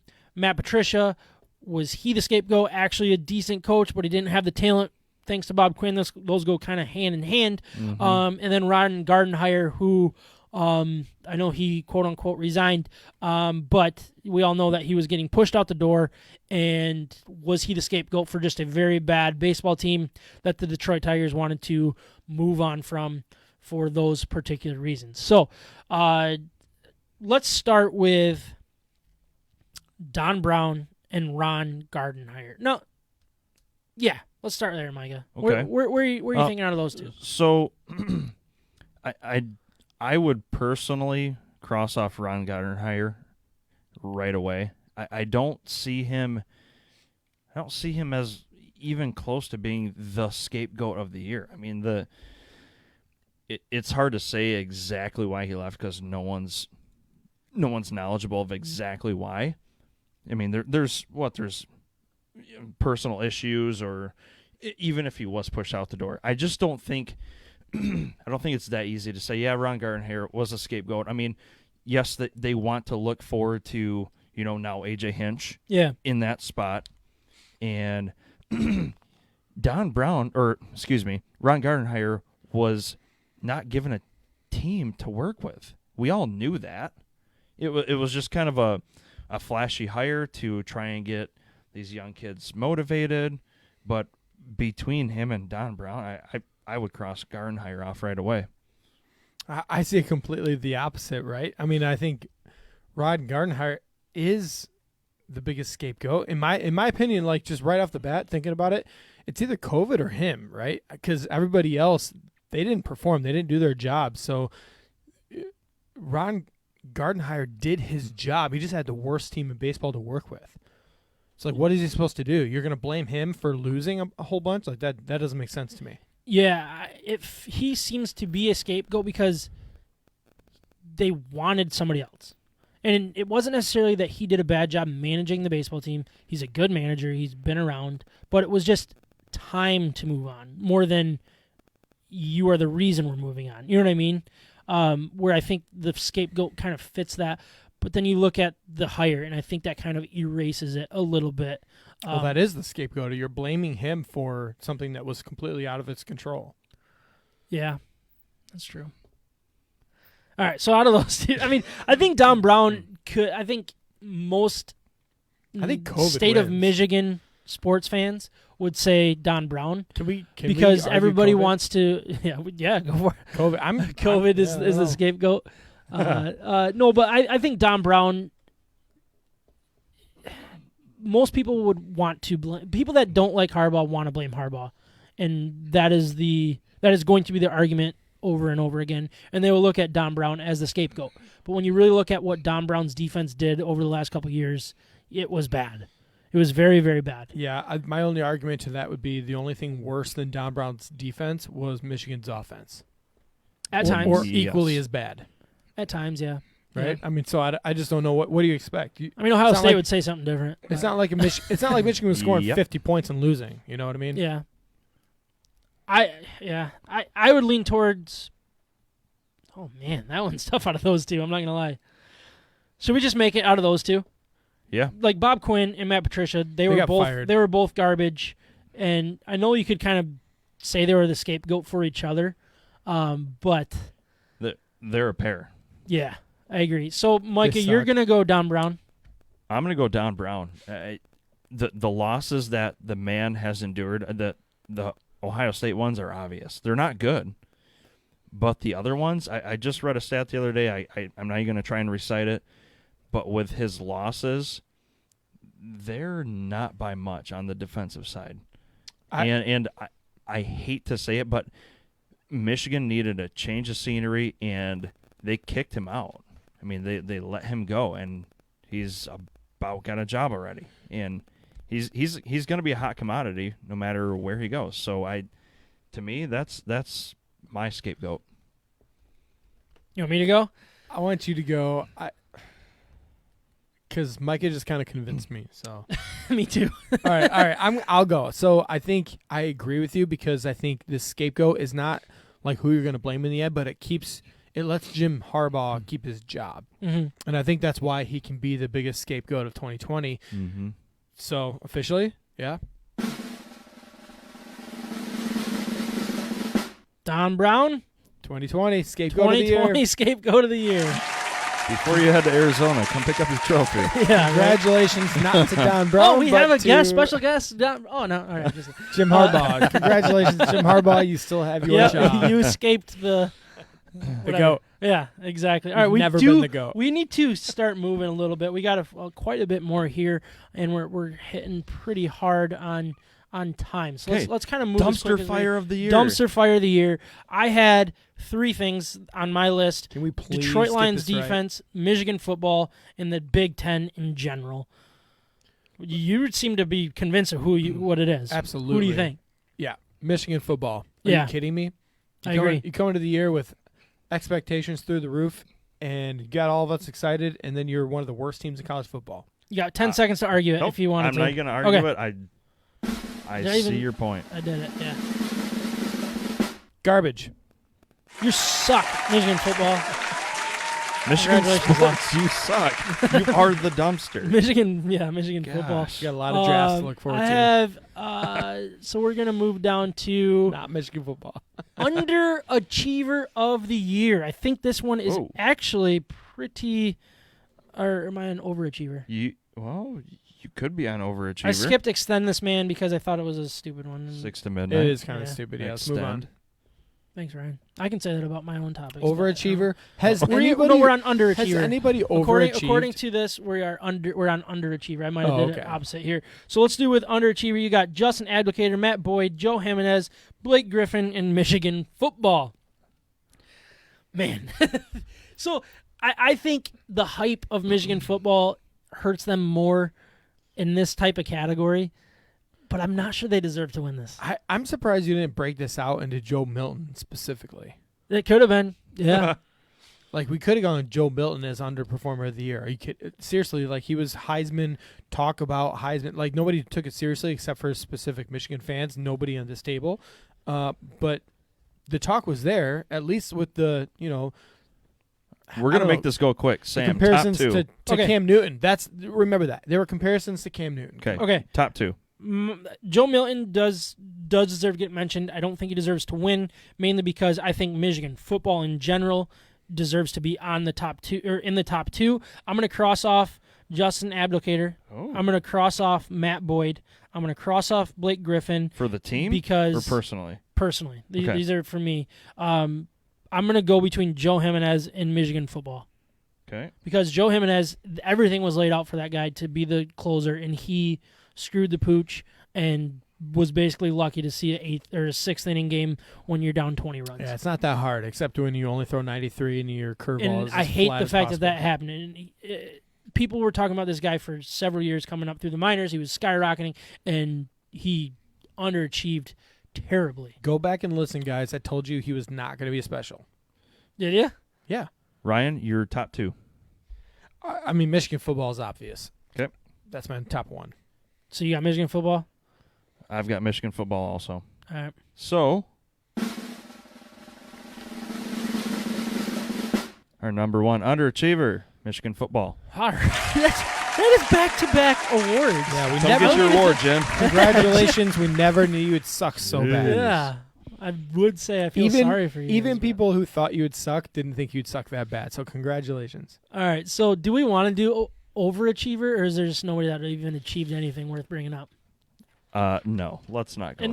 I really don't even see it. Yeah, like who overachieved? Nobody overachieved. All right. So what I also want to do is we'll Unless get you want rid to bring of up high school sports or something. we're gonna just go right through Overachiever because nobody did, right? Correct. So Yeah. we're gonna quickly jump into what are we on? Best moments, real quick. We have this scrolling here. We got the Red Wings rebuild progress, Quintricia getting fired. What else did we have?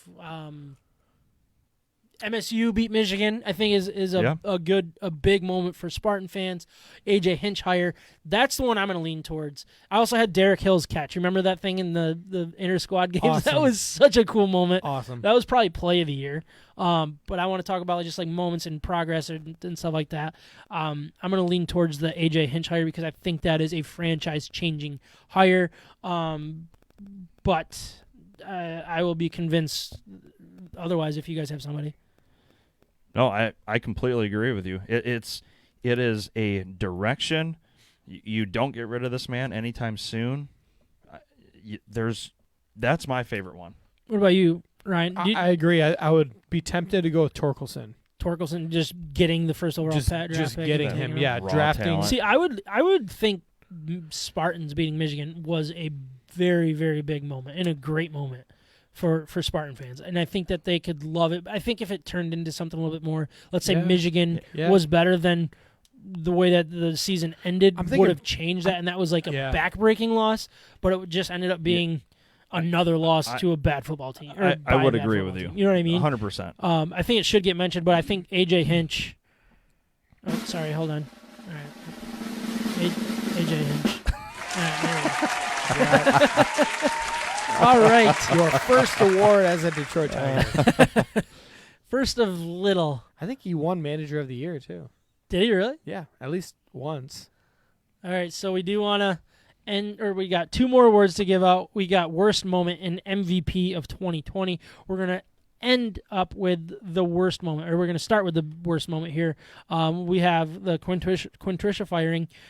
Want to get mentioned, no big deal. Yep. Michigan getting upset by Michigan State. Those were both mentioned in both. I feel like you have so many people that are so divisive in this state that you could see either one.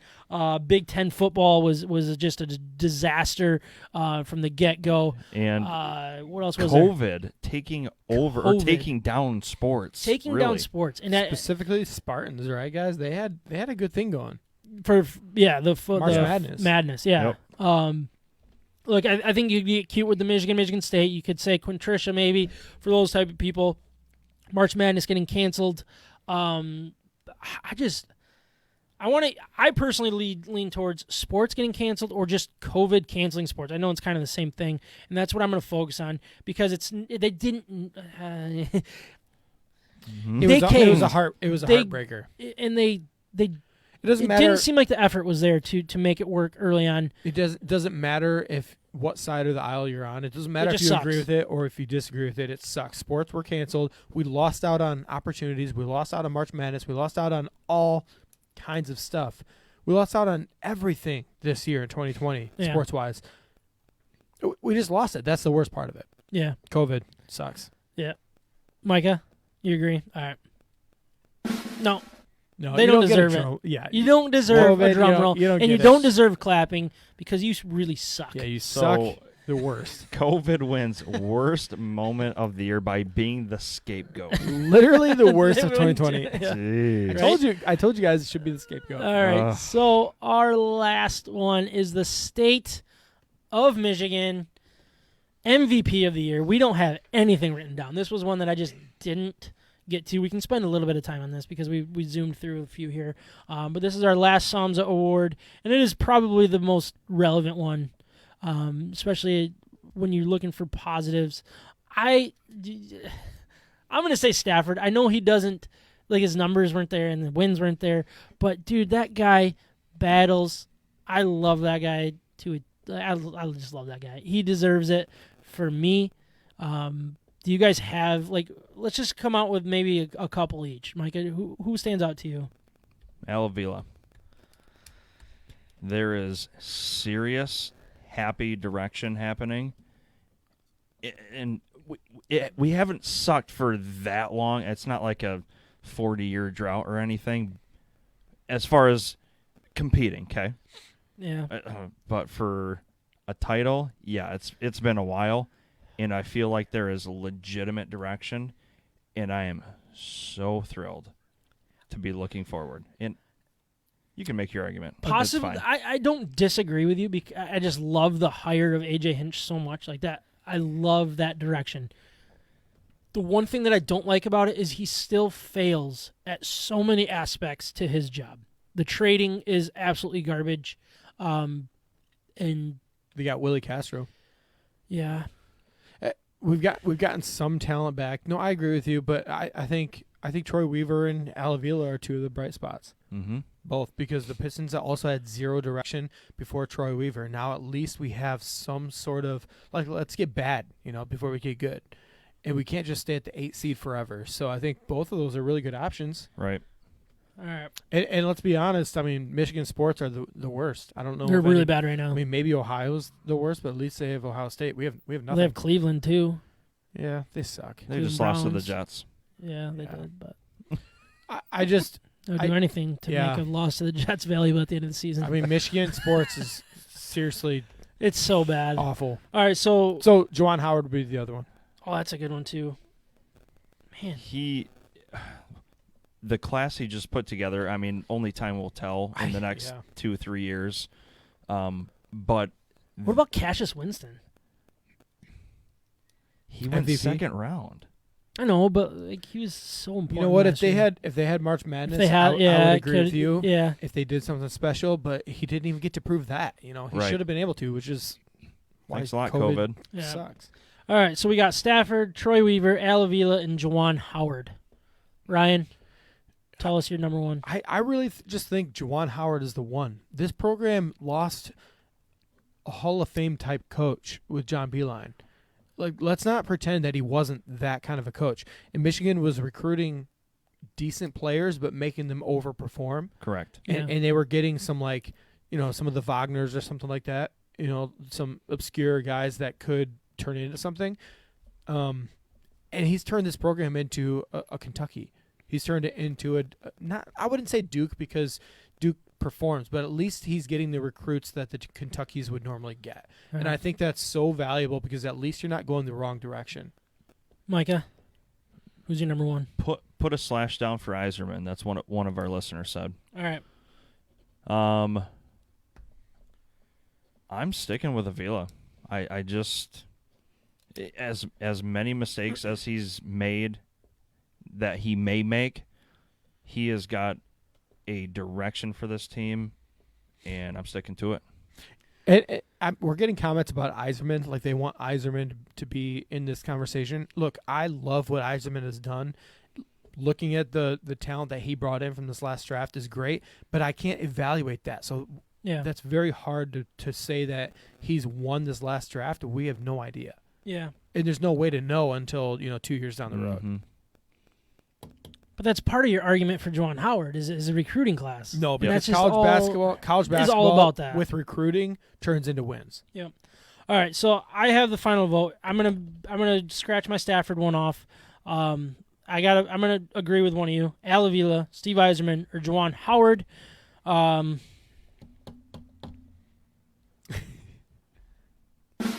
the pick is in.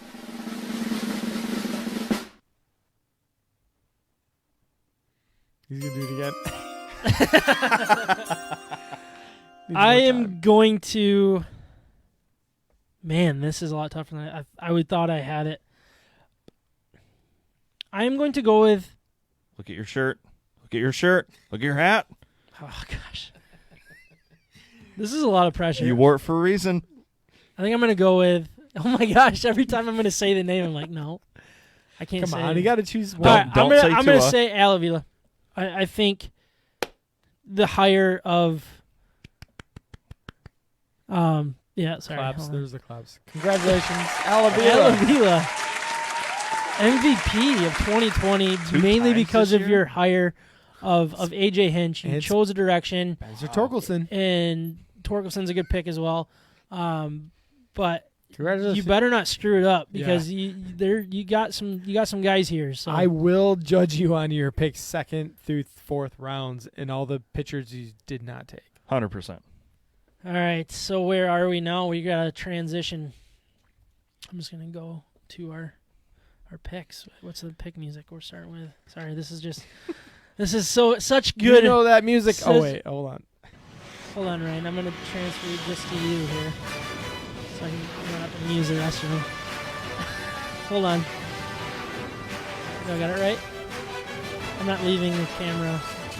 Did you get it? Position? All right, guys. Now that you've heard that music, you know what that means. It is time to make our DeHop's Brewing Company Café picks of the week. But before we do that, I want to remind you to stop into DeHop's Brewing Company Café for some of the best beer in West Michigan. The family-friendly atmosphere is perfect for what you have going on. And if you mention State of My Sports, you get a nice little discount when you carry out a crowler or on your first pint if you're allowed to dine in. Whatever your beer choice is, we know that DeHop's has something that you would like just as much as your favorite, if not more. Go in and try some of their favorites. Some of them like Stand Delicious. It's their incredible juicy IPA. Go get something that carry out a 6-pack like their double dry hopped 7 Secrets. That is a big favorite around here. Or their World Beer Championship Silver Medal Award winning Shadowbox Dark Lager. Now sold in 6-packs as well. DeHop's Brewing Company Cafe is the official brewery of State of My Sports in 2020. So please check them out and let them know that we sent you. State of My Sports. Again, you get that nice little discount. Official brewery of State of My Sports. For this week only. This is our final week. So if there are any breweries out there, we do love DeHop's. We do love DeHop's. Thank you guys. Well, yeah, you guys did an amazing job as the official brewery of State of My Sports in 2020. We appreciate everything you guys have done for us, other than just not returning emails and text messages and phone calls. That's just lately, though. Yeah, but I'm not It'll bitter. be okay. I'm not bitter. But anyways, let's go through the results of last week. Micah, Kyle, Ryan, Sam. We all went 3-4, so there was no movement up top. How dare us? Micah went 40-4, or he is 40-47, bringing up the rear. Ryan, you are in 3rd place with a 47-40 overall record.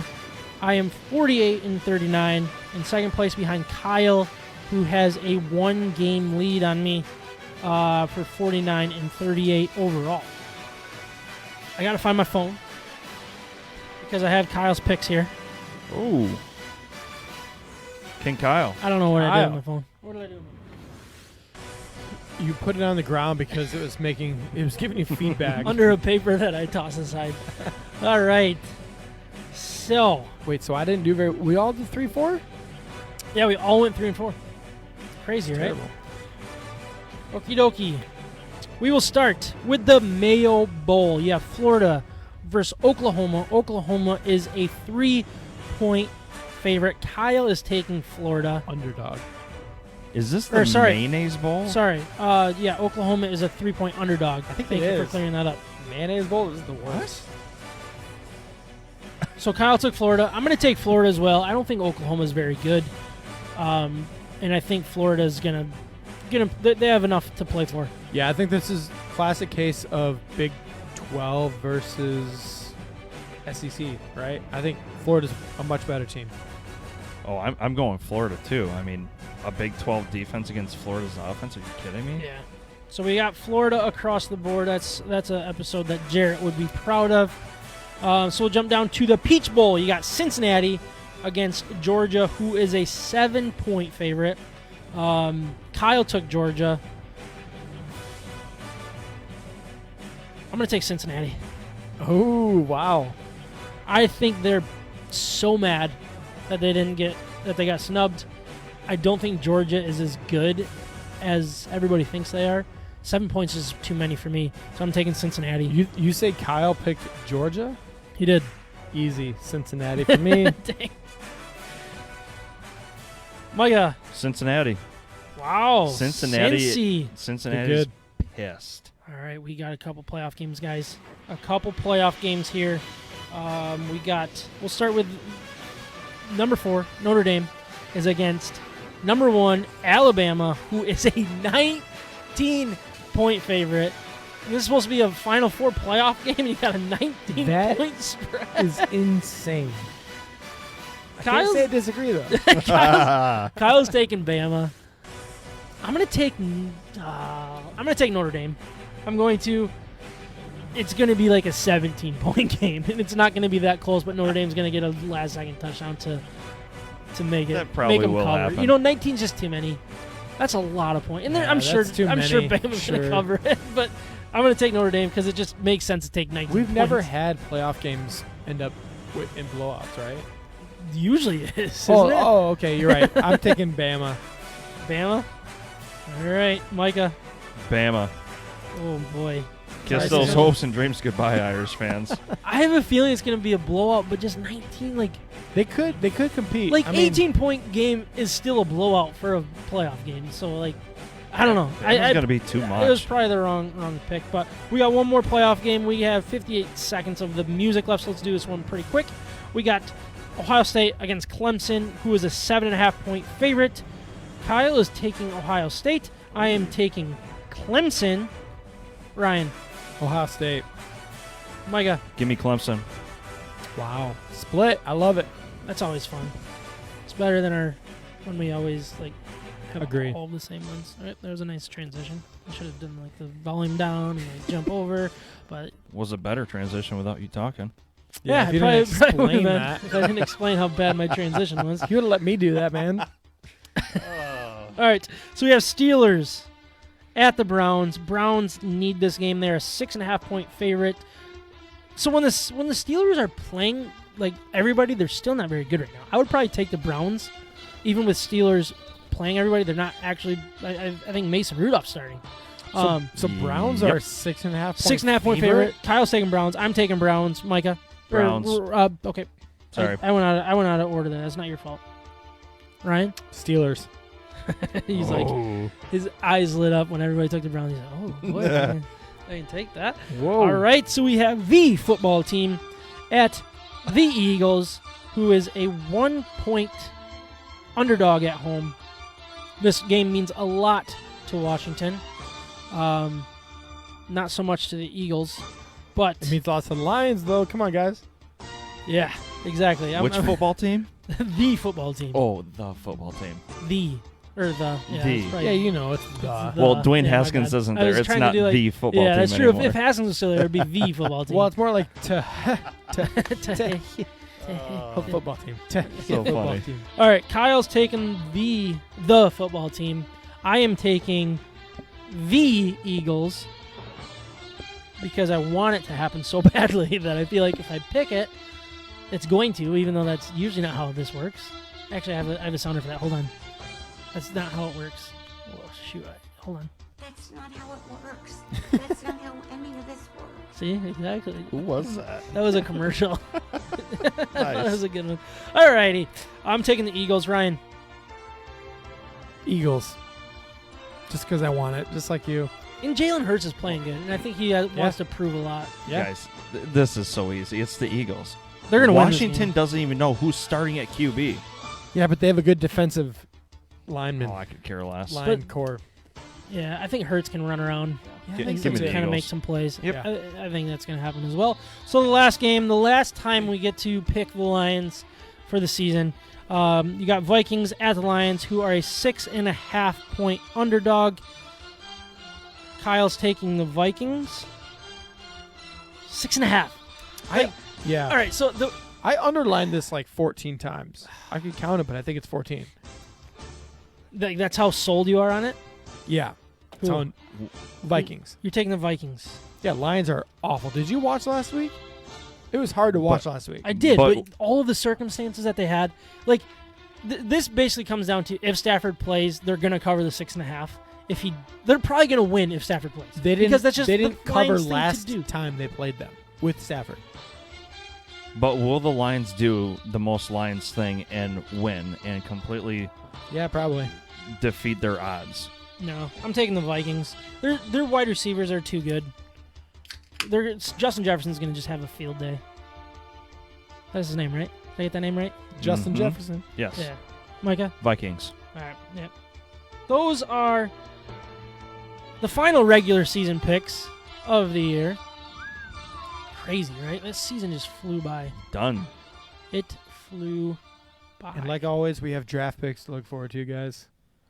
Yeah, that's always exciting. I love draft. I mean, I already have on next week's sheet the draft game. We're doing a mock draft game. We could literally do a mock draft for every team in the state of Michigan. You don't have two It'd be on great. there, do That'd you? be fun, right? It'd be the only thing we do the whole podcast. I think we should do that. I think that is a great idea, Ryan. All right, Jarrett and Kyle, you got your wish. We'll do that. All right, it is time to grade our Michigan beers for episode 87. But before we do, I want to once again remind everyone of our partner, Siciliano's Market. They're simply the best beer store in West Michigan.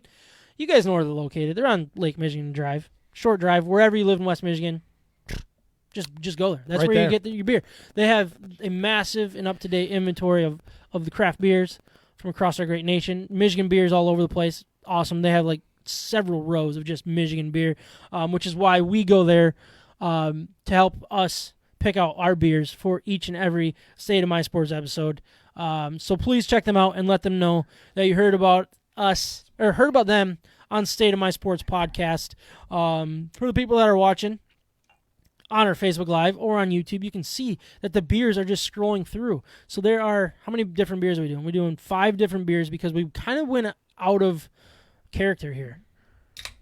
We are drinking. Did anybody look up where this Athletic Brew Company is from? Because I think that's something important that we should know. And I should have. I told you guys I would have someone. I just spilled all over. Oh my gosh, This is a non-alcoholic Cut 'em beer off. that I'm drinking here. It looks like Stratford, Connecticut. That's what it looks like to me. Okay. So let's just start with that one. Let's start with the Athletic Brewing Company Run Wild non-alcoholic IPA. It's actually pretty amazing how much Alcohol you get like beer it tastes. Yeah, I mean, if you're looking for the beer without the alcohol, which I don't know what kind of insane person you are, but I mean, it does the job though. Yeah, or pop maybe. lemon water. Really need lemon some, water has you can try already that scored out. really high in this podcast. Yeah, so. you already got some. Yep. All right. So Athletic. I mean, look, I like beer. I really do. But I like what it does. Like I like the alcohol. So I think it's hard for me to get past. Just shout out to them. I mean, I understand what you're doing. So many different people on board. I think actually JJ Watt's on board with this. So I probably should have. I'll have to cut that out of the podcast. But Wow. because I hated on him I don't know earlier. what you're talking about. Isn't he? I literally have no clue what you're talking about. He's like a sponsor or something. Oh, okay. Well, that And makes sense. I was roasting him earlier. Better. Trying to at least. The way I wrote. Am I just talking right now? Like, what is going on? He was trying to roast a good guy for doing good things. But anyways, Shame on you, Sam. they have. I mean, love what they're doing. Houston Thank you strong, to Eddie No worries. for giving us this beer to that try. I far really removed? appreciate it. I understand what they're doing here for the people that don't want the alcohol, but it's good enough. I'm gonna give it a 6.8.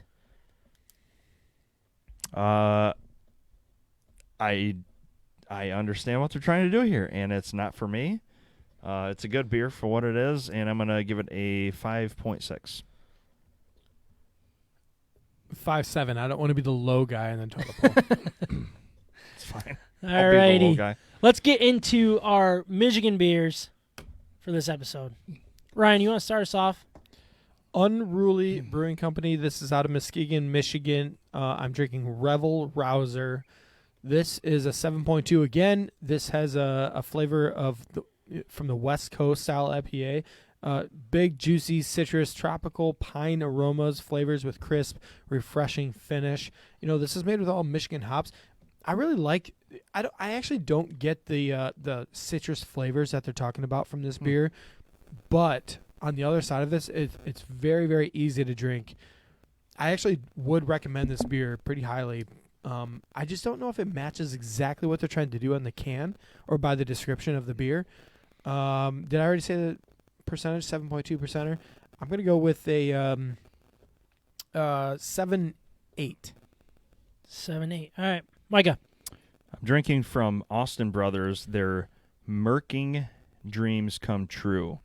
They're out of Alpena, Michigan, and this is a New England style IPA. It's a 7.5 percenter. Cheers to all the cellar staff out there with this beer. It's a good color.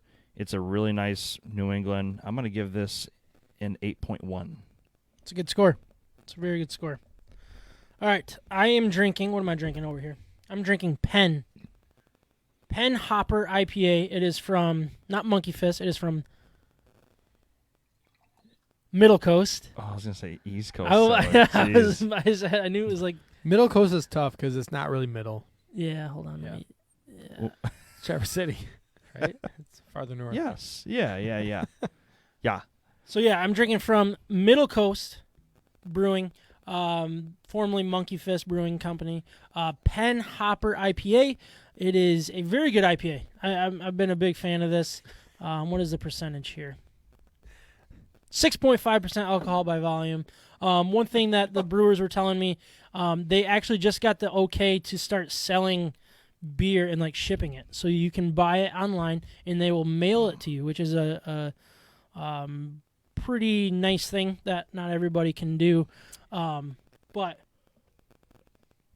I really like this drink. I like this. This is a good IPA. Why did you take a drink in the middle of your description? I have no idea. Because I think You're like, let me tell you about this. Hold on, just a second. Yeah, let me drink it and then I'll Just tell you. one moment, please. Oh, they're so mean to me. All right, here, open this one while I try to stumble out my my grade here. I'm gonna give it a 7.8 score.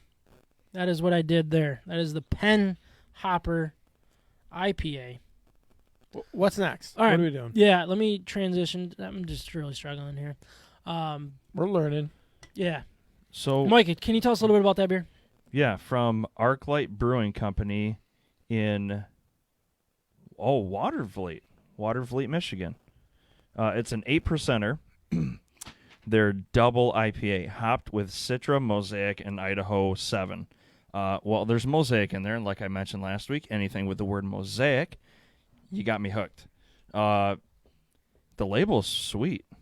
Yeah, their labels are always really cool. Really cool label. This is definitely one of the higher-end, more expensive ones from Siciliano's. I anticipate it to be a good beer. I haven't taken a sip yet. Yeah, what I really like about this is it's the flavor is very full. Like it's not. It doesn't taste like it's missing anything. It's very full. It's very, very forward. Like there's a lot going on. Good flavor. It's got the same kind of color that the murky kind of had. Mm-hmm. Not as murky, I would say, but it has that same taste, I would say. Like, I mean, is that murky a double, or what is that exactly? No, I believe that's a single. Is it? Yeah. So the murky has some good flavor to it. It's got more of the, I don't know if it's bitterness or more like that pine, like a, I don't know, light flavor to it.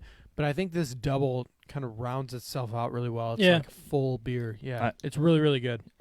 You'd have to ask a beer enthusiast. I mean, I know what I like. I just don't know exactly what I'm talking about. We don't know how to say it with words. But I think that Citra, I would hope someone corrects me that hears this podcast. I think that Citra is that bright, flashy, tasty feel on the front end. Because it tastes a little bit, I don't know if sweet's the word, but it's definitely that crisp front I see end. what you're saying, yeah. But that's a good beer. I like those hops together. Yeah, this is a well-brewed beer. You know what I like about it is the flavor compared to the other beers that I've been drinking stands out. Yeah. And it's the best one. Yeah, and usually the collaborations, like the collab beers, they have a little bit harder time being true to what they wanted it to be because you're trying to get two different opinions, two different visions, and trying to mix it into one. Yeah. I think they did a very good job with this one because you had Monochrome Brewing and then Arclight Brewing Company. that were both part of it. So I wonder. So we were looking up over the weekend Project Longshot, if that had something to do with like what the meaning was behind that. So the can here. Let me actually transition here. Actually, I'm going to transition to you, Ryan. Can you hold it up? So I think here? the more and more I think and about then this, let's do grades here. Right after you just brought it up, I think maybe Project Longshot had to do with something about the collaboration beer. Like, this might work out. It's kind of a long shot. I don't know. Yeah, what do you guys maybe. think? And then if you look at it, they have it's like a slingshot, and it's the world covered by a freaking mask. A mask, yeah. So like the long shot is what? That COVID's going to beat us, or that the world's going to end up in one piece? Yeah, that's a really good. I have no idea. That's like the.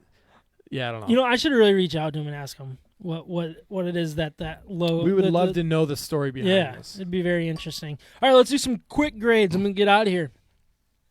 Micah. 8.4. Ryan.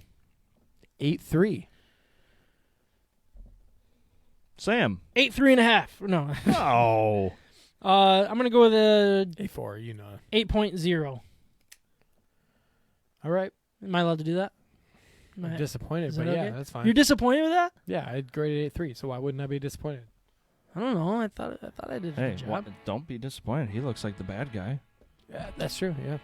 Thank you for listening. Thank you all for watching. Thank you guys for recording. Yep. Always appreciate you guys doing this. We will talk to you next year, if not sooner. Peace, guys.